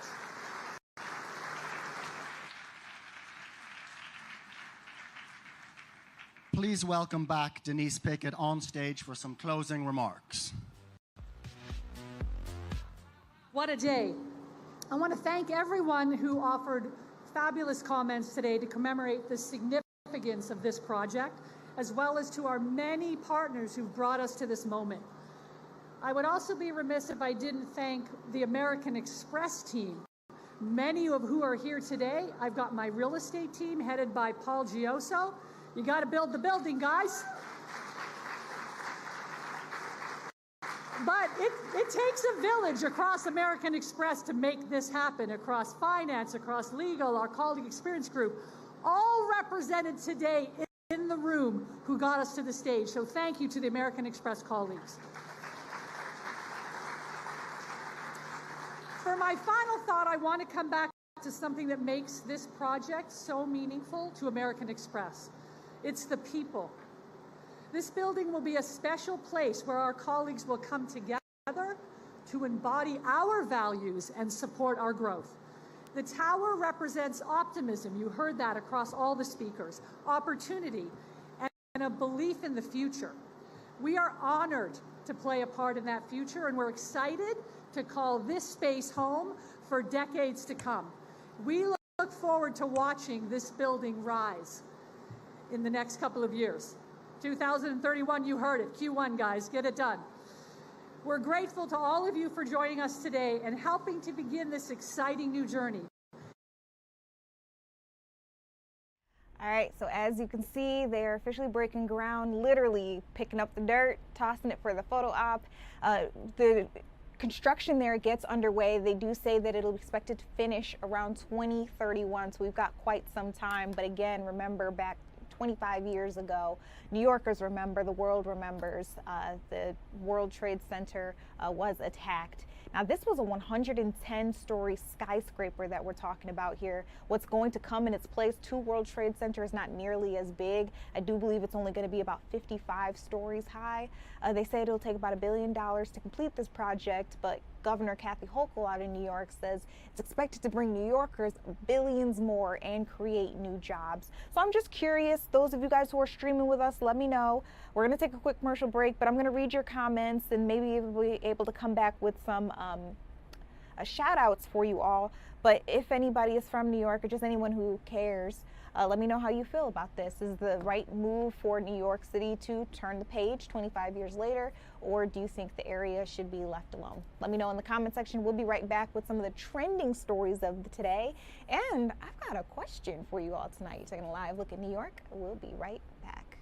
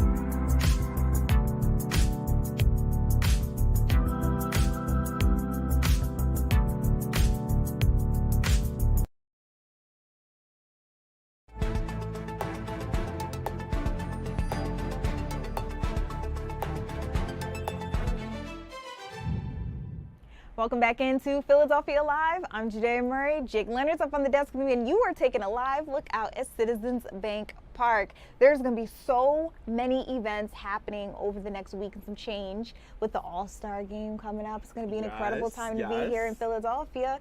And I also just saw you guys, the Phillies, they're playing the Cincinnati Reds out in Cincy. They finally scored. Let's go. We're already in the 8th inning. And I was like, are we really going to go all 9 without anybody making a single run? I was sweating a little bit. I was too. But we just put one up on the board like during the commercial break. So I was really excited to come right out and bring you guys that update. But we also talk about trending topics. What's going on out there, what people are scrolling on, reading. Jake, what are people looking at today? Oh, wait, actually, I know what they're looking at today. Everybody cares about the All-Star Game. Yes. Yes. Silly me. Okay. So we wanted to know what part of all these different events everybody is looking most forward to. For me, it's the HBCU Swingman Classic. But what about you guys? Yes. So you can see right here, what are you most looking forward to during MLB All-Star Week? In the lead, All-Star Game, 36%. That's not surprising to me because the All-Star Game is one of the top trends, not just locally, but nationally. Like a lot of people are super excited to see these amazing players all come together. So that's in the lead right now. Home Run Derby, 29% behind that. And then Futures Game and HBCU Swingman Classic tied at 14%. And then the MLB Draft is in last place at 7%. I think it's so interesting that the Swingman Classic and the Futures Game are tied neck and neck because they both happen to be those opportunities for you to see like our upcoming greats. Yes, definitely. They kind of like almost like go together, but I'm really excited for the All-Star Game. Of course you are. Do you plan on going or just keeping up? I wish. I'll keep up. I'll keep up. But I don't know. I mean, it's another exciting thing happening in Philly this summer. The summer of celebration continues. Like, you really came here like the best summer you could. Everybody keeps like, telling me, but I know. You're getting spoiled. Next summer you're gonna be like, oh, that's it? What happened? No, next summer I'll be able to take vacation. No, but it has been so much fun to get out to everything. Yesterday I went to Lemon Hill for FIFA Fan Fest. Wait. I was there. Wait. I know we not have a crossover episode. I was there. So you got to see Leon Thomas. Yes. Yeah, I went with my best friend who's from Philly. She actually introduced me to the city and kept telling me, like, you need to apply for a job down there. And I was like, girl, but I don't know, because I'm a New Yorker. Right. It was the best decision ever. She was right. Yeah. Listen to your best friends. Yeah. Always listen to your best friends. What did you think about the concert, though? I thought it was awesome. I thought it was so awesome. And I thought the weather was beautiful. You know, like when we got there, I was like kind of sweating bad, but then like as the sun started going down, it like really cooled out. It was literally perfect. And so that's why today's weather. You were there. I can't believe you were there. So we both kind of just like got up out of here and went to go have a good time. Right. Yeah, there were so many things that are happening out and about, and there was a huge crowd that went to see him as well. He was so good. Yeah. Such a good performer. Like I feel like everyone was like vibing. Like I was in the crowd. I was like, this is a beautiful summer night. Like I'm vibing. It was like the perfect time to be in Philadelphia. I think a lot of people, when they think of Leon Thomas, they think of Victorious. Yes. He is so, well, you knew he was talented because of the show. Of course. But like the kids' range is just incredible. I know. I loved like his like visuals, the backdrop. It was kind of like trippy. Like it was like kind of like him mirrored, like going back and forth. Like it was really cool. It was such a good night, and it was my first time getting to Lemon Hill. I was blown away. Like obviously we've been covering it and like I knew it was a big deal, but like being there, I mean, like I remember someone described it as like soccer Coachella. I was like, it really was giving that. Like I felt like I was, I mean, especially the concert, like I really felt like I was at like a music festival, the way that it was set up, and everyone was just in such a good mood. Like it was just so fun. I'm so glad I got to go. I'm glad that you made that point, because real quick, the friend that came with me, she's from Philly, but she lives out in LA now. So she went to LA's Fan Fest as well. Okay. And she said completely different vibes. Really? Yeah, so theirs is set up in a stadium. Okay. So you can watch the match that's happening by sitting in seats. in the stadium, okay. and then down on the field, that's where they have like their booths and their activations and the food. Yeah, That's really so interesting, she actually. also said it felt like a music festival. It totally I did. was like, this is just some regular day stuff. I loved it. I tried to get a bracelet. I was gonna ask I you, tried to but get I a didn't see it on bracelet. your wrist. No, so. I tried to get a bracelet, and we got there, and they're like, "Oh, we're done. Like we gave out enough tickets." And we're like, "What?" So maybe I'll just have, told me I'll you just were have for to. Fox 29. I know. I said it like I would flashing have been my like, I eyes. don't care. Well, so that's a look at what's going on out at Krause. I also want to bring you guys back out to Citizens Bank Park because, again, even though the Phillies aren't playing there, they are in Cincinnati, it's still going to be an incredible week ahead, and it all begins tomorrow with the HBCU Swingman Classic. So again, if you guys are interested in getting out to different events, you've got that. You've got the All-Star Game itself, the Home Run Derby. And wait, before I even go on with the actual All-Star list of events, there are so many restaurants around town doing big things too. Yes, Okay, yes. Jake, in addition to All-Star, I know a lot of people are also looking into some other headlines. Yes. What else do you have for us? So, not to bring the mood down, but I have a really sad one. Okay. Bonnie Tyler, an icon, a legend. Most people probably know Total Eclipse of the Heart, Mhm. Holding Out for a Hero. She sadly passed away today, unexpectedly. Okay, so TMZ got a statement from her family and her team, and they basically just said they're heartbroken to announce that Bonnie unexpectedly passed away Wednesday night in a hospital in Portugal as a result of the illness she was being treated for. So, you know, they're saying it's unexpected, but not too long ago, I remember we talked about she was put in a medically induced coma. Something was going on. She fell ill, something mysterious, and unfortunately she didn't make it. So, really sad. Yeah, it is. Really upsetting to wake up to this morning. You know, she's someone who's had an amazing, long career. You know, she's so loved. Creating two of the most iconic songs ever. I was about to say, I feel like we're losing so many of our hit I know. makers, especially as of late. Like Yes. within the last, I would say, 30 days or so. Yes, it is. It's really such a shame we lost, you know, another legend. Yeah, a lot of people are keeping their eyes on this one. I was actually right before the show in the makeup room with our Sheba Russell. She's our anchor here at Fox 29. You guys know her, you love her. Of course I know Sheba. And as soon as she heard the headline, it was like, what? And she then introduced me because I grew up with non-secular Right. music. So I didn't know too much, Right. but she played some tracks for me.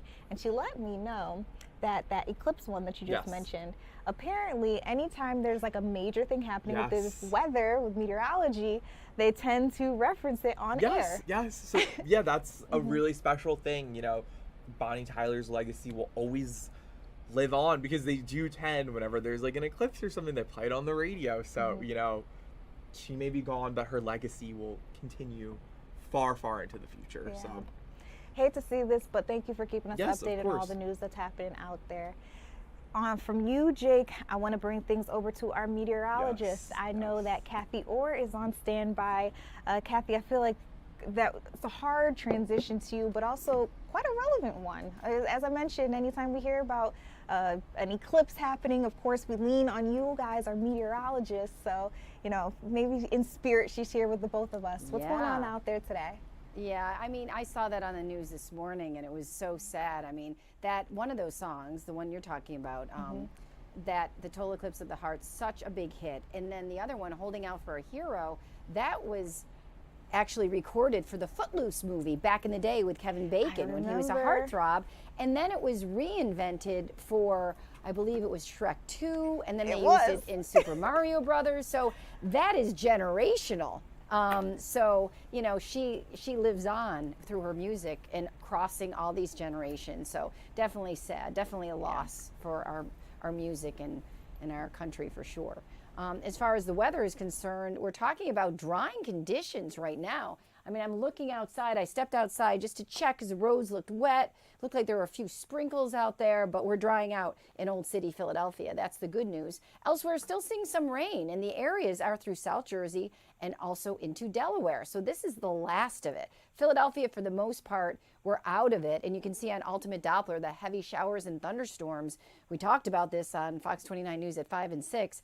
they're down the shore now. So any of that boardwalk activity, going for an ice cream, that type of thing, all bets are off as heavy rain and storms fall right now. So these are drenching downpours in Atlantic County and Cape May County, even along the expressway. If people are heading down, if you know anybody that's heading down to the shore, please let them know that heavy rain is approaching the expressway. It's coming up from the south, and the Atlantic City Expressway, you can see right here, heading into Atlantic City, and that heavy rain that's right through Corbin City and through areas of Atlantic County is moving right toward that interstate. Toward Atlantic City, it's in Upper Township, it's in Sea Isle, it's heading into places like Wildwood and Avalon and Stone Harbor and Cape May.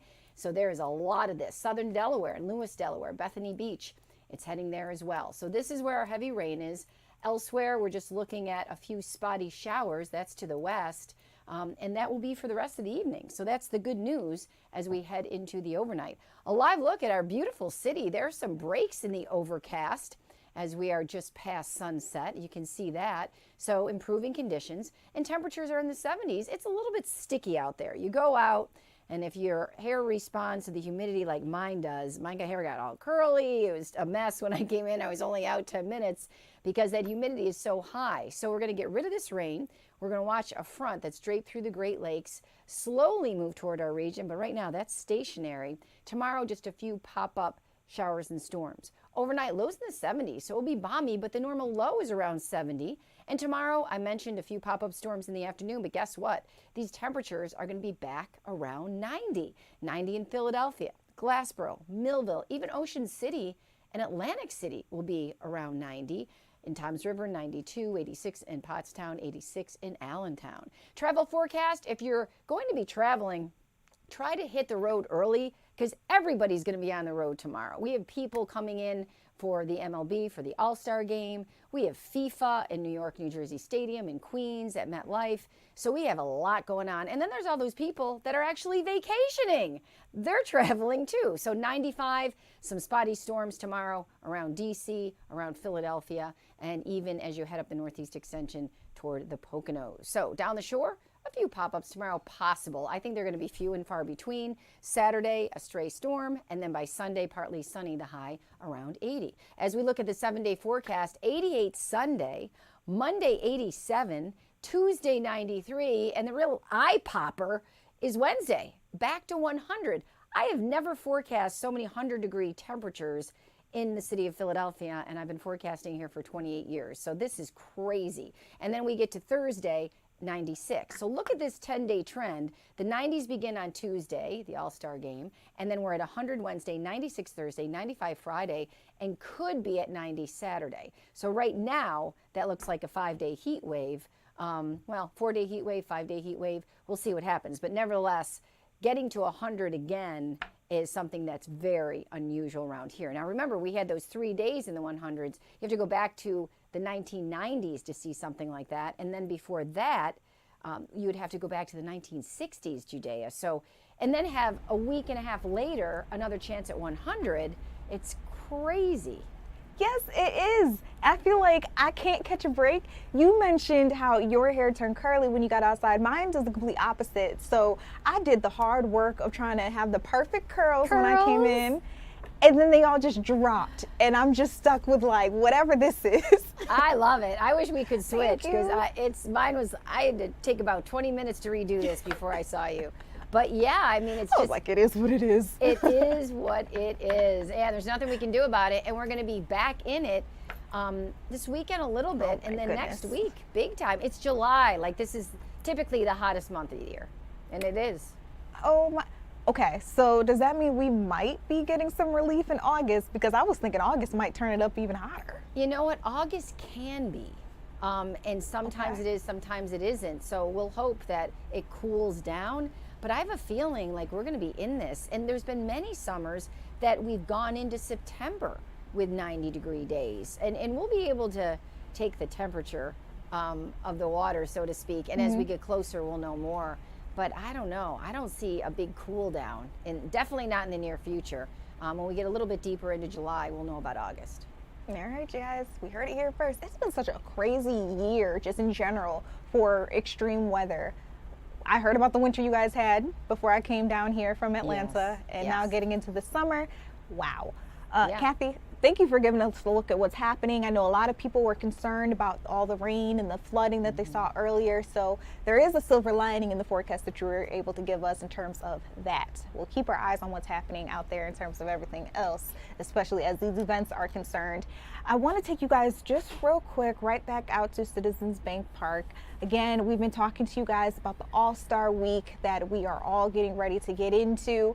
So remember, it all starts off tomorrow at Citizens Bank Park with the HBCU Swingmen Classic. If you guys want to learn a little bit more about what that's all about, it's 50 students across all HBCUs who will be represented. We're talking about the best of the best players. They'll have an opportunity to play in front of some of the best scouts, but also just to let other people across the country, and some even will have visitors from around the world, get to see what they're made of.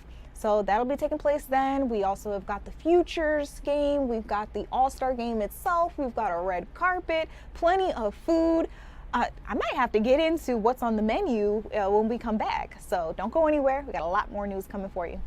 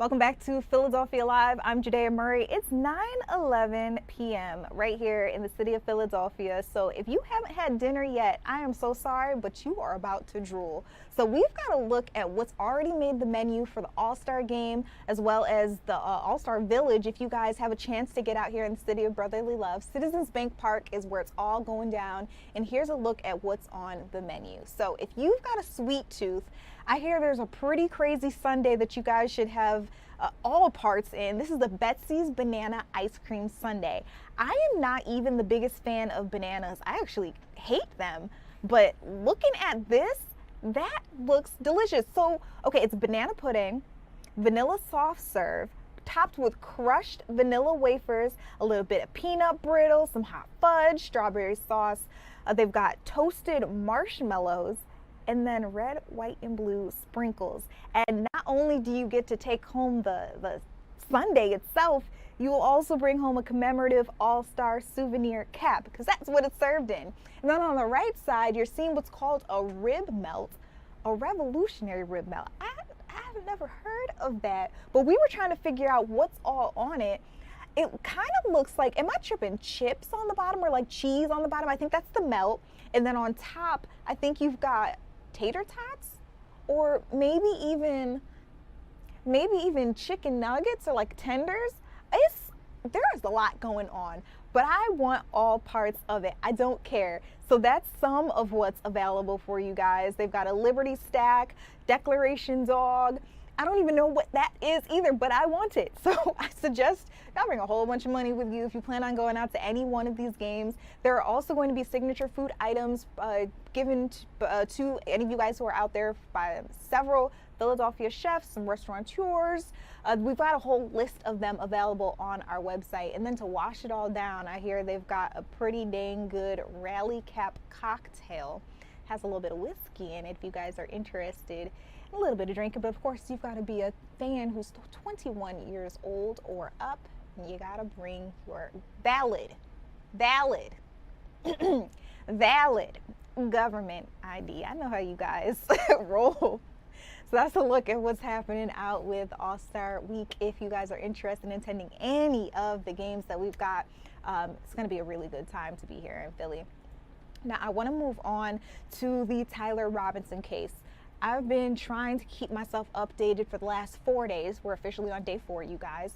There are 5 days total where they're expecting to go over all of the evidence that they think they have that would convince a judge to let them go to trial. So Tyler James Robinson is 23 years old. He's the man accused of assassinating Charlie Kirk back in September.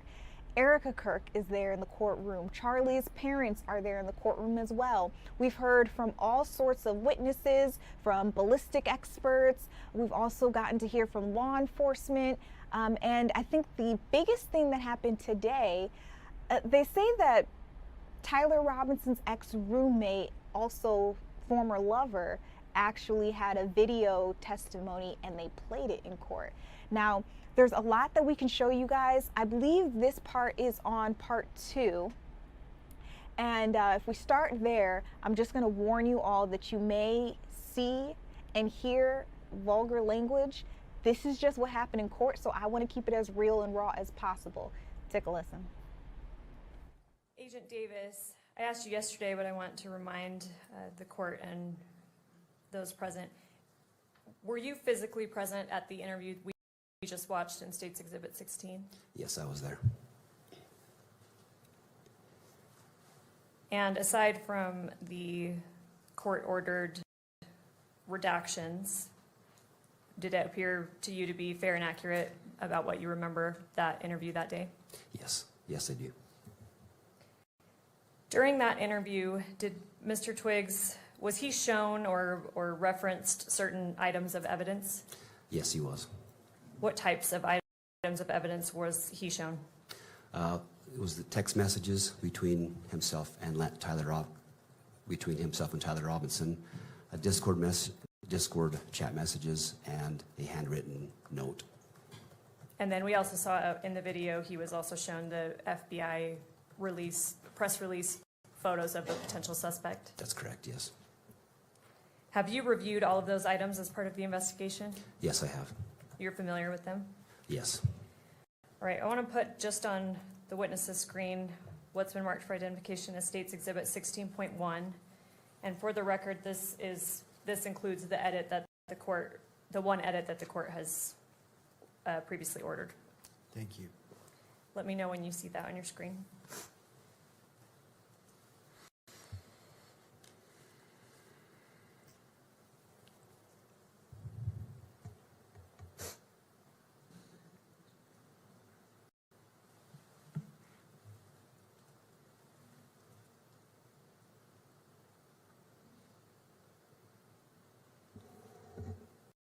I see it. I see it now.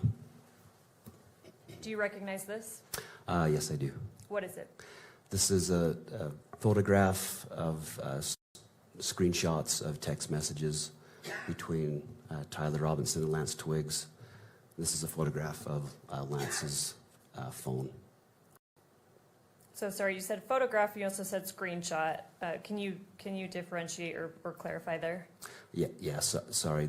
These are photographs directly from Lance's phone. How do you know that?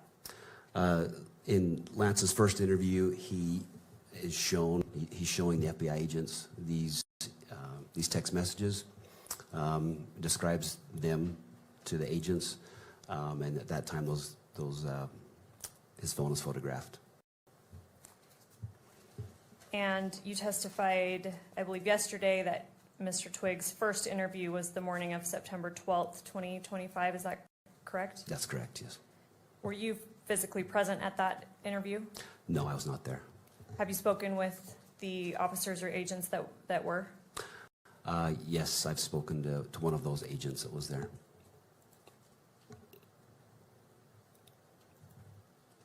And you stated that first September 12th interview of Mr. Twiggs was recorded?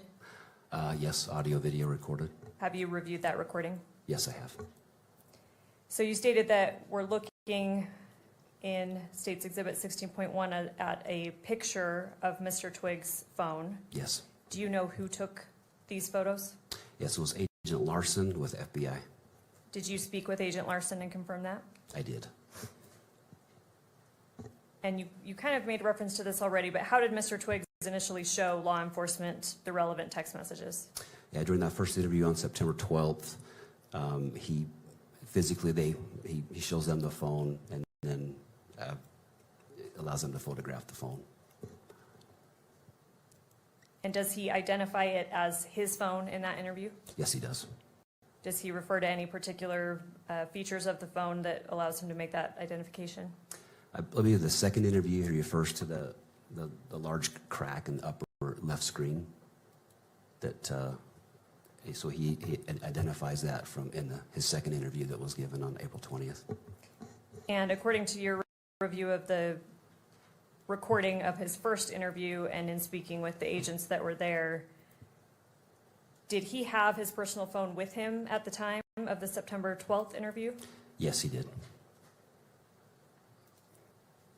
And was this same text thread that we're seeing in State's Exhibit 16.1 shown to him during his second interview sorry, let me get the date right, April 20th, 2026 at the Utah County Attorney's Office that we just observed part of in State's Exhibit 16? Yes, it was shown to him. Was he asked how Tyler Robinson is saved in his phone, like as a contact? Yeah, just as Tyler. Without saying it, obviously, did he identify Tyler Robinson's phone number? Yes, he did. Did you check the number that Mr. Twiggs gave as Tyler Robinson's phone number against law enforcement records? Yes, I did. And do they match? Yes, they match. Is State's Exhibit 16.1 a fair and accurate representation of the text thread between, or the relevant text thread between Mr. Twiggs and Mr. Robinson? Yes, it is. As part of the investigation, was a Cellbrite extraction performed on Mr. Twiggs' phone? Yes, it was. Did you personally review that extraction? Yes, I have. And according to that extraction, did Mr. Robinson and Mr. Twiggs exchange text messages on September 10th through 11th, 2025? Yes, they did. What time was that first text sent according to the Cellbrite extraction? The first text was September 10th at 11 p.m. All right, Judge, I would move to admit State's Exhibit 16.1, and then pursuant to court order, I would move to publish it to the monitors. Mr. Novak.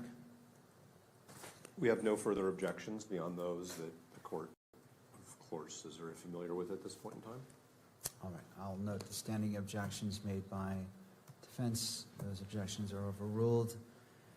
This 16.1 is admitted into evidence and may be published to the gallery as well as electronically distributed through the camera. All right, Agent, I'm not going to go through every single message, but I do want to have you read aloud certain portions of them. And I apologize to counsel, these are not actually given a page number. I have page numbers, but I'm happy to confer that we're on the same page as we go. So here we're looking at page 1 of State's Exhibit 16.1. If you could read a little more than halfway down where it begins Wednesday, 11 p.m., will you start reading underneath that? Yes. So this would have been from Tyler. It says, drop what you're doing, look under your keyboard. And I apologize. Let me stop you there. How do you know that that message would have been from Tyler Robinson? That's just, so any of the messages in gray would be from Tyler, and messages in blue would be from Lance. It's just the way the iPhone distinguishes the messages. And also Lance in his interview also acknowledges that, who was saying what. And up at the top, who do we see that this thread is between? Tyler. All right, sorry to interrupt you. So read that again, starting from look under the keyboard. So after that, then Lance responds, he says, what? And then he says, you're joking, right? And then Tyler says, fuck, I tried to delete that. If we could scroll down to page 2. And if you can continue reading along. Okay. And Tyler says, I'm still okay, my love, but I'm stuck in Orem for a little while longer yet. Shouldn't be long until I can come home, but gotta grab my rifle still. To be honest, I had hoped to keep this secret till I died of old age. I am sorry to involve you. And then Lance replies, you weren't the one who did it, right? And Tyler says, I am, I'm sorry. Lance says, I thought they caught the person. And then Tyler says, no, they grabbed some crazy old dude and interrogated someone in similar clothing. I had planned to grab my rifle from the drop point shortly after, but most of that side of town got locked down. It's quiet, almost enough to get out, but there's one vehicle lingering. If we could scroll down to page 3. Continue reading. Lance says, why? And Tyler says, why did I do it? And Lance says, yeah. Tyler says, I had enough of his hatred. Some hate can't be negotiated out. If I'm able to grab my rifle unseen, I will have left no evidence.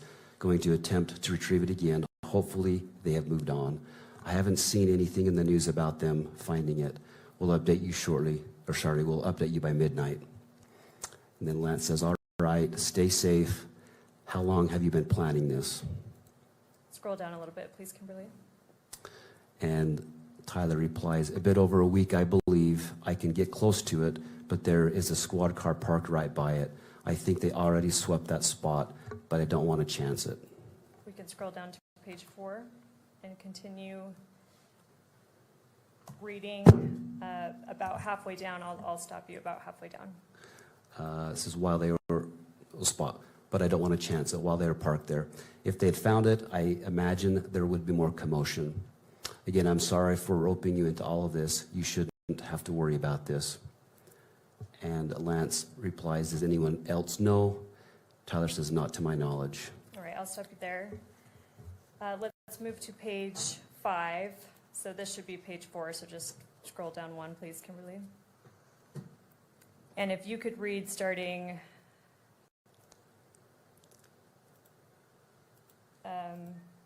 sorry, Kimberly, scroll a bit more down.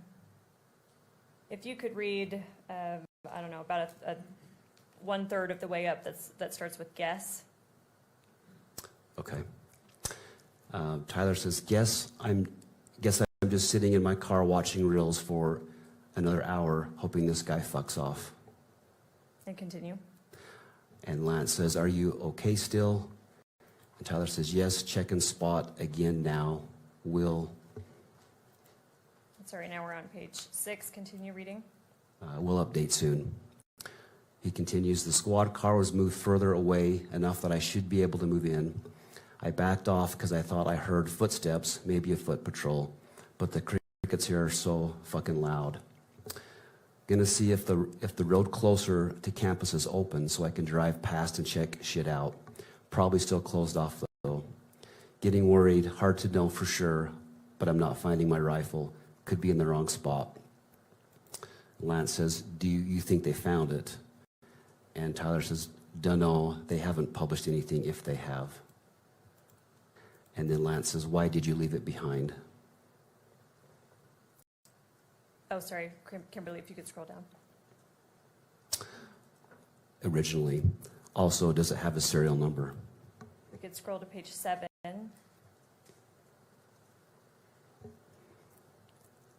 And I'll continue reading. I'll stop you on this page in a little bit.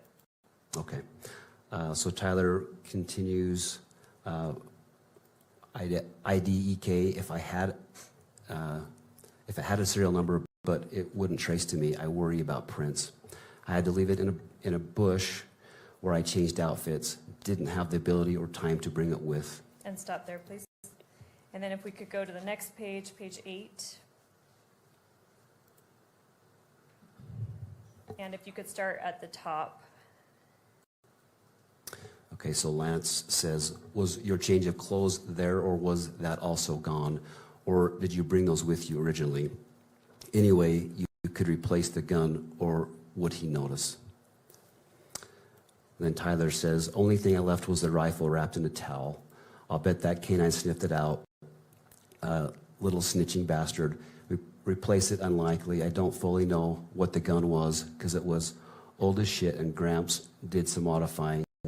There was a 4-digit serial on it. God only knows who it's registered to. Hopefully some dead guy who gave it to Grandpa.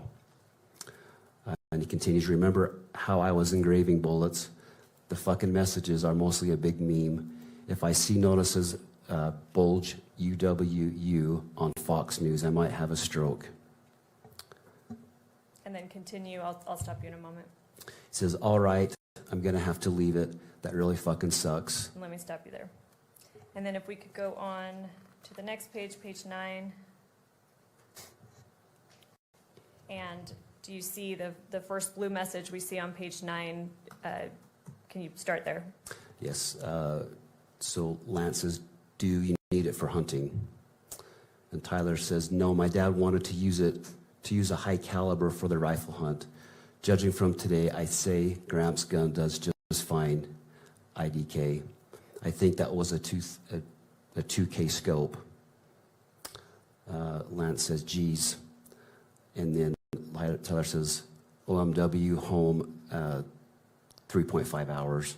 Lance says, drive safe. And then Tyler says, delete this exchange. And I'll stop you right there.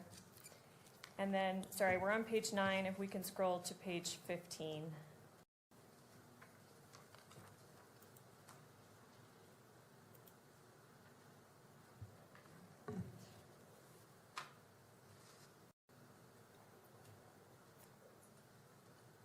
And then the second grade message on page 15, if you could start there. Okay. So this is Tyler. I'm going to turn myself in willingly. One of my neighbors here is a deputy for the sheriff. We hope to keep things sort of quiet here. And then I'll stop you there. Okay. And we can remove the exhibit from the screen. Thank you, Kimberly. We mentioned a Cellbrite extraction of Mr. Twiggs' phone. Do you know what time that last text was sent? Yeah, I recall it was just before 8 p.m. on September 11th. It was, I think, 7:42 p.m. is my recollection. I'm sorry, September 11th? Yes. Would September 12th make sense, or you're saying September 11th? So September 11th was when he turned himself in. Okay. It was September 11th, yeah. Okay, thank you. Yep. Yep. All right, I'm going to show just for the witness, State's Exhibit 16.2.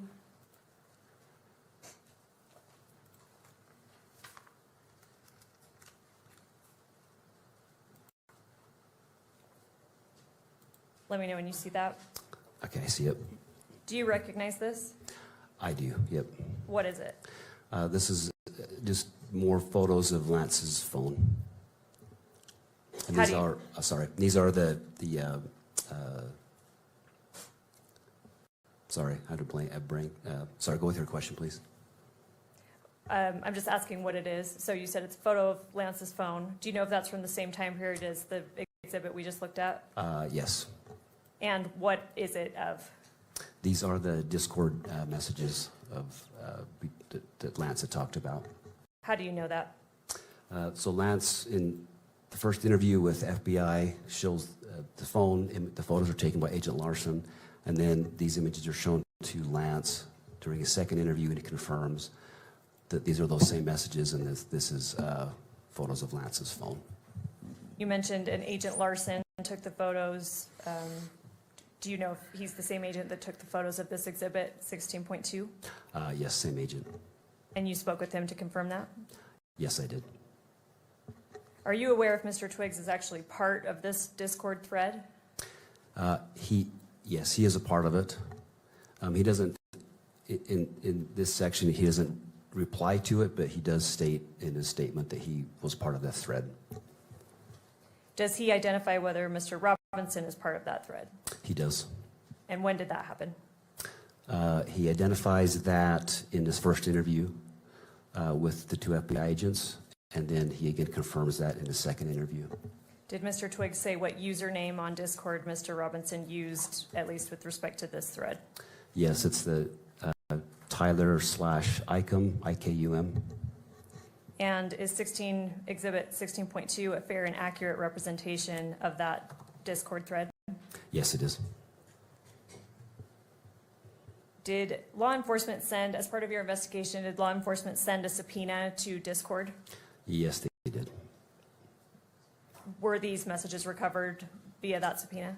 They were. Did you review that? Yes, I did. And in State's Exhibit 16.2 that is before you, when is the first message from Tyler sent? 7:57 p.m. And it says yesterday. Do you have any knowledge of what day that would have been? Yes, this would have been September 11th.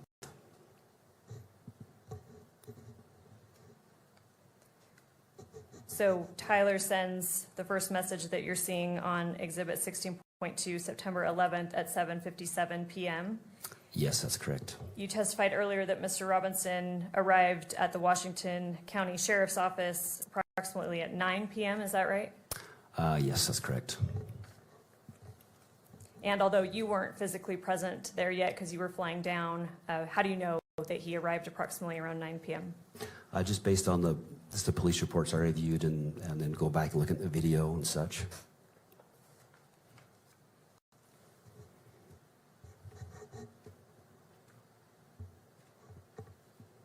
Judge, the state moves to admit State's Exhibit 16.2 and publish it pursuant to court order. Mr. Novak. Thank you, Aaron. We've already lodged all of our objections on all 3 phases. All right. Noting the objections, standing objections by defense. State's Exhibit 16.2 is admitted into evidence and may be published only in the gallery, not for distribution on electronic media. All right, so you guys, that was part 2 of what we've got on how Lance, the ex-roommate and former lover of Tyler Robinson, said in court. Again, the first part is going to be a video confessional, if you will, a interview with law enforcement shortly after Robinson had turned himself in. We'll play that for you after the commercial break. But in this one, you got to see and hear some of the text message exchange between the two. Now, I do want to let you all know, because you couldn't see him, but Tyler Robinson is in court. He was sitting there right in the front row with his lawyer, and according to Fox News, he was visibly uncomfortable at times. He was rubbing his nose, he was looking down, he was shaking. They say that it was very clear that he did not want to see or hear any of what was happening. So again, up next, I'll play for you the video interview so you guys can hear what Lance said. We'll be with that and more when we come back.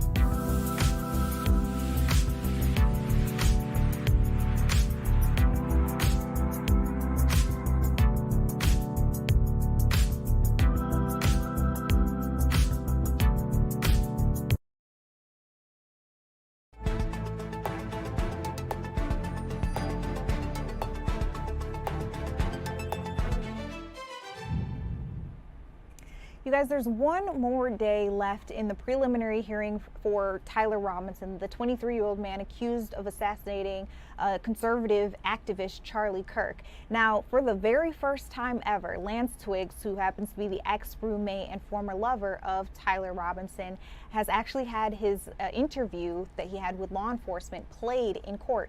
For days now, prosecutors, the defense, they've been going back and forth about whether or not that should be made public, but the judge did eventually rule that they could play it. So I want to let you guys listen in on exactly what he had to say. And just for the record and the court's benefit, we have made the edits that the court has ordered. We have shown them to defense. Pursuant to the timestamps that the court ordered, we wanted those to be reflected very clearly. So there are sometimes large gaps of just black, empty, silent space. When there are large gaps, we will fast forward. Some of those are short enough that we'll just let it play if the court is okay with that, with proceeding that way. Thank you. I appreciate giving a heads up so all parties know what's going on. Thank you, Ms. Hunt. So at this time, we would move to publish on the monitors State's Exhibit 16. All right, and to the media, there is a monitor for your benefit right there next to you. For the camera, there is one for that direction as well as for the gallery.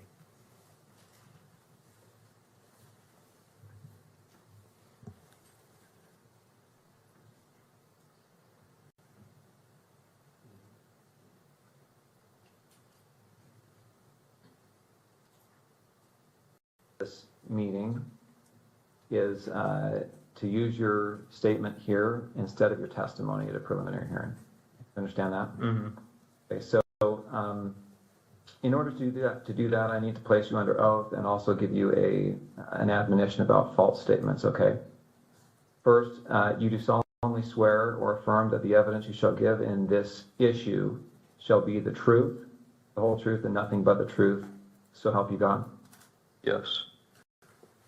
I also need to notify you that you are notified that statements you are about to make may be presented to a magistrate or a judge in lieu of your sworn testimony at a preliminary examination.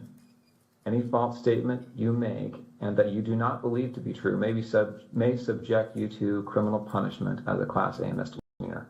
You understand that? Yes. It potentially could be used as for punishment as a higher offense as obstruction of justice.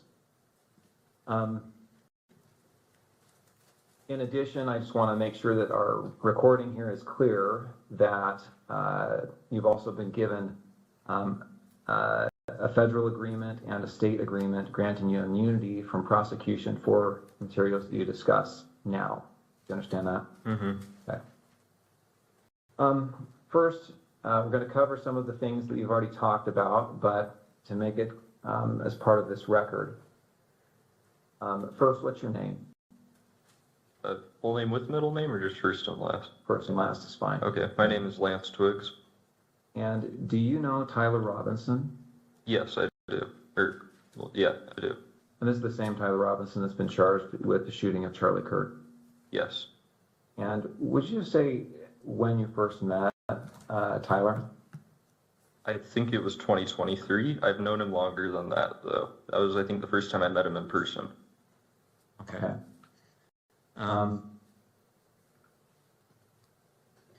And will you describe your relationship with Tyler when you first met him anyway? When I first met him, I didn't know him super well. He was just a new roommate, so I knew he knew my friend group, and I knew he liked playing games, but that's about it when we first, when he first moved in. Okay. Before we go on, I realized my mic was muted at the outset. Was yours on, your microphone? Okay. I'm going to repeat those admonitions just to make sure we've got it recorded. Okay, so again, I placed you under oath. Just to make a record, I'm going to do it again. You do solemnly swear that the evidence you shall give in this issue shall be the truth, the whole truth, and nothing but the truth, so help you God. Yes. And again, I'm going to give you the false statement admonition. Sorry, hold on. If they're saying that it's echoing, so I think this one's mic is on. Okay, sorry. Okay, you don't mute my mic. That's fine. Okay. Okay, so we should be good. All right.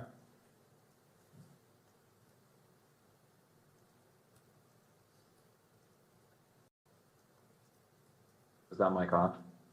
Yes. Okay, great. All right. Okay, sorry about that interruption. All right. So you said when you first met, you were roommates? Yeah. Okay. And then at some point, your relationship progressed to something more than just roommates. Is that right? Mm-hmm. When was that? I think we started dating 2 or 3 months after he moved in. Okay. And where did you live at that time? St. George, in an apartment complex. And is that apartment the same place you lived when on September 10th? Yes. When you lived there with Tyler, were you in the same room? Did you live in the same room or different rooms? No, separate rooms. And at that time, let's say September of 2025, what were you doing with your life? Were you working, school? I was working. I was doing like bathtub and shower repair and stuff in new construction. Okay. How about Tyler? I think he was both working. I think he was working for an electrician company then, and he was also in a trade school for being I don't know, higher ranking electrician. I'm not sure how the trade system works for that. Okay. But yeah, I think he was both. What was his typical work day like? I think he'd leave around 7 generally and get back around 3 to 4, depending on where the job was and how long it was for the day. And then on certain days of the week during school, semesters, he would then later in the day, I think around 5 or 6, go to school. Okay. So, yeah. Okay. Let's jump to September 10th. Did he spend the night in the apartment the night of September 9th into September 10th? Into September 10th. Yeah, he did. Yes. Do you know when he left the apartment on September 10th?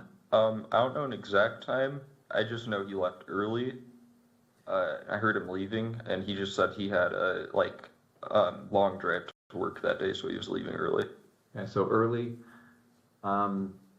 Any guess as to what when that was? I don't know. I would have thought it was 5 a.m. because that's when an early work day was for him, but it was probably more like 4. Okay. I'm gonna have him spit out his gum just to make sure that I can do that. You mind? Hit it right in front of your laptop. Oh, here you go. Thank you.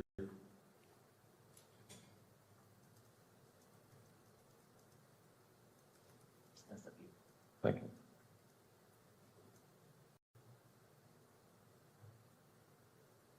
All right, so what time did you get up on September 10th? Probably 12 to 1 p.m. You didn't have to work that day? No. And did you hear from Tyler? Did he call or text you before then? No, he sent that message in the group chat I mentioned, but he didn't message me directly at all that day. Okay.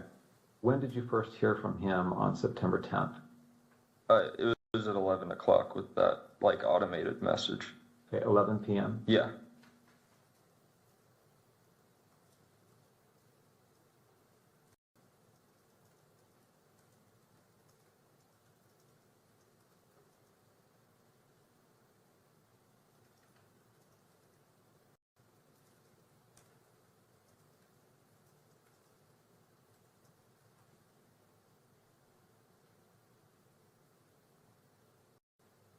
What about,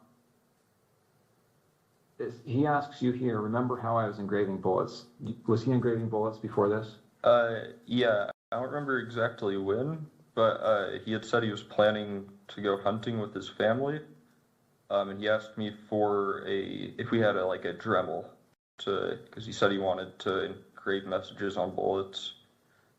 And I just told him where our Dremel was and told him to make sure he doesn't set off a bullet on accident in the house. But I didn't really think about it until then. How long before September 10th was this that he asked about the Dremel? I don't remember, because he'd been talking about the hunting / camping trip for a couple months, but I don't remember when he was specifically asking to engrave the bullets. So are we talking like a year before? Oh no, not that long. It would have been, I'd say, at most a month before this was when he was asking. Okay.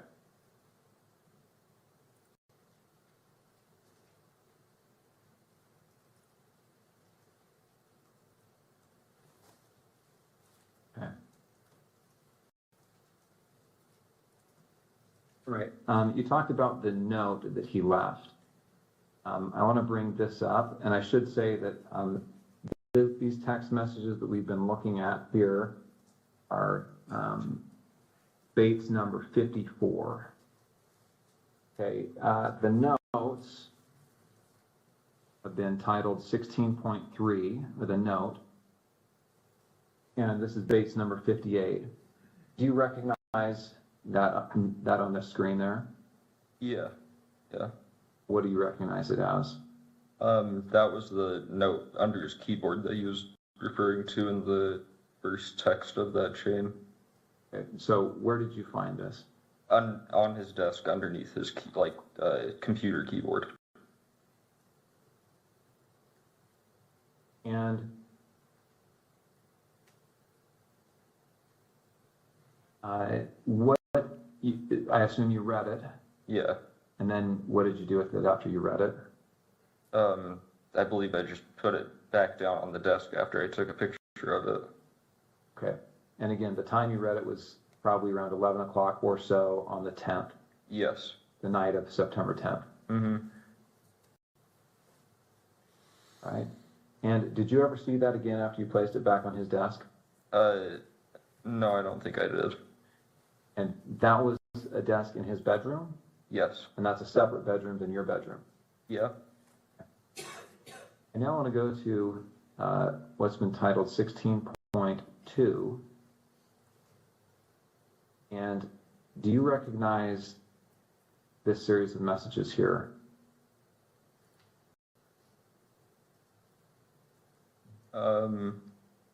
Yeah, that was the server, his friend that I was mentioning. Okay, and this is your phone again? Yeah. And I'm assuming you recognize it because the big crack up at the top. Mm-hmm. And so this is a server. Is this Discord? Yeah, this is Discord.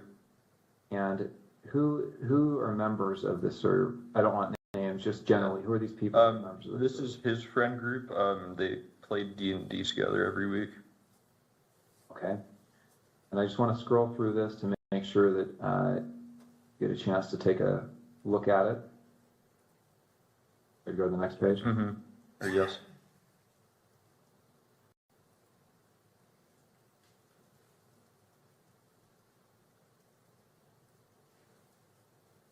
So, Tyler Icom, who's that? That's Tyler Robinson. And these other people are just others that are members of the server? Yes. Jug, Barnaby, Marina, DM. Mm-hmm. Yes. Yeah, DM means Dungeon Master. So these are most of them are names they're using in the game they're playing currently. Got it.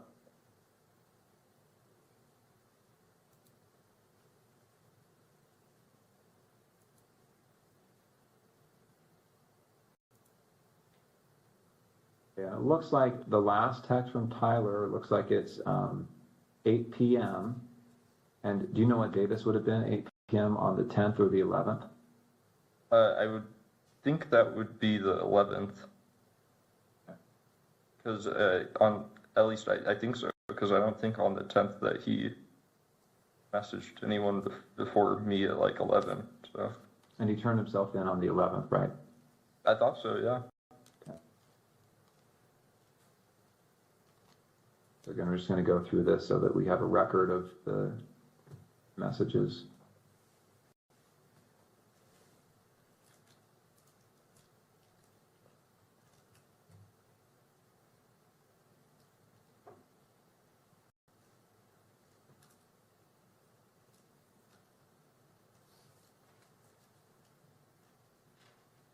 Is that an accurate recording of that thread?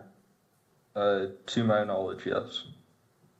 And that was sent, looks like between September 10th and September 12th. Looks like the last day on this is September 12th. Screen? Yes.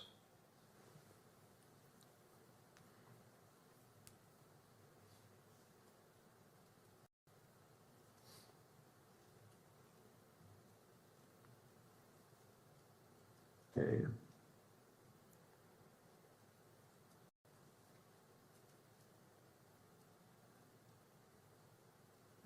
All right, so again, those messages covered from September 10th to the evening of September 11th. Now, September 11th, what time did you see Tyler on September 11th? Yes. When did you first see him on September 11th? So this is the day after the shooting? Yeah, I saw him when I woke up. Like I said, he was up and around doing a lot of stuff around the house. And then I think I saw him after that message where I said I'll come home and say I'm doing laundry, because I didn't want him going to my parents' house right then when he said there was probably cops outside. So I went back home, and it was just him there, and I said bye to him, and then he drove off. So I just went back to my parents' house.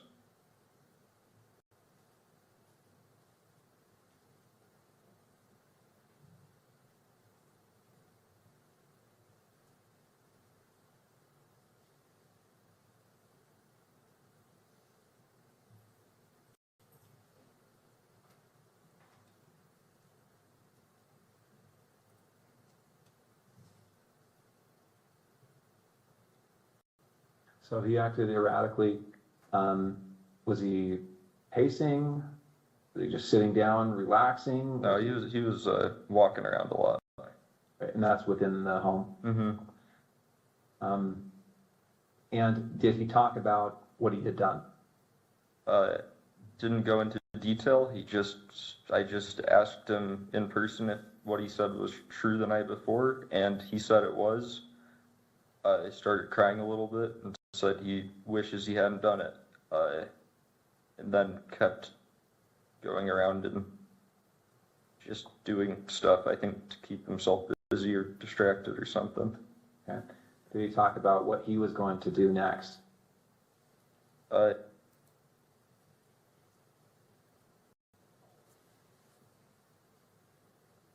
then eventually said that he would talk to his parents or turn himself over. Okay.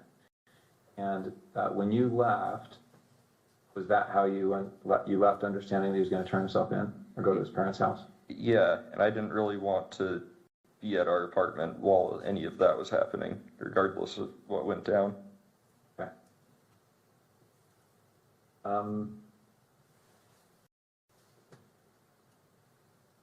Okay, before he came home, had you seen the press releases, any of the media on this?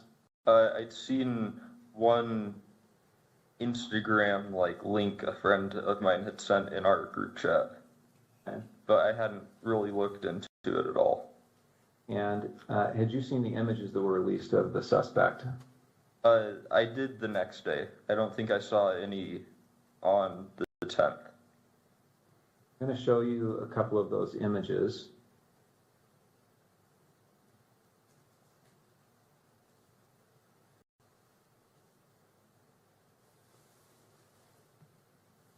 Okay, I'm on the FBI's website. You can see the URL there at the top.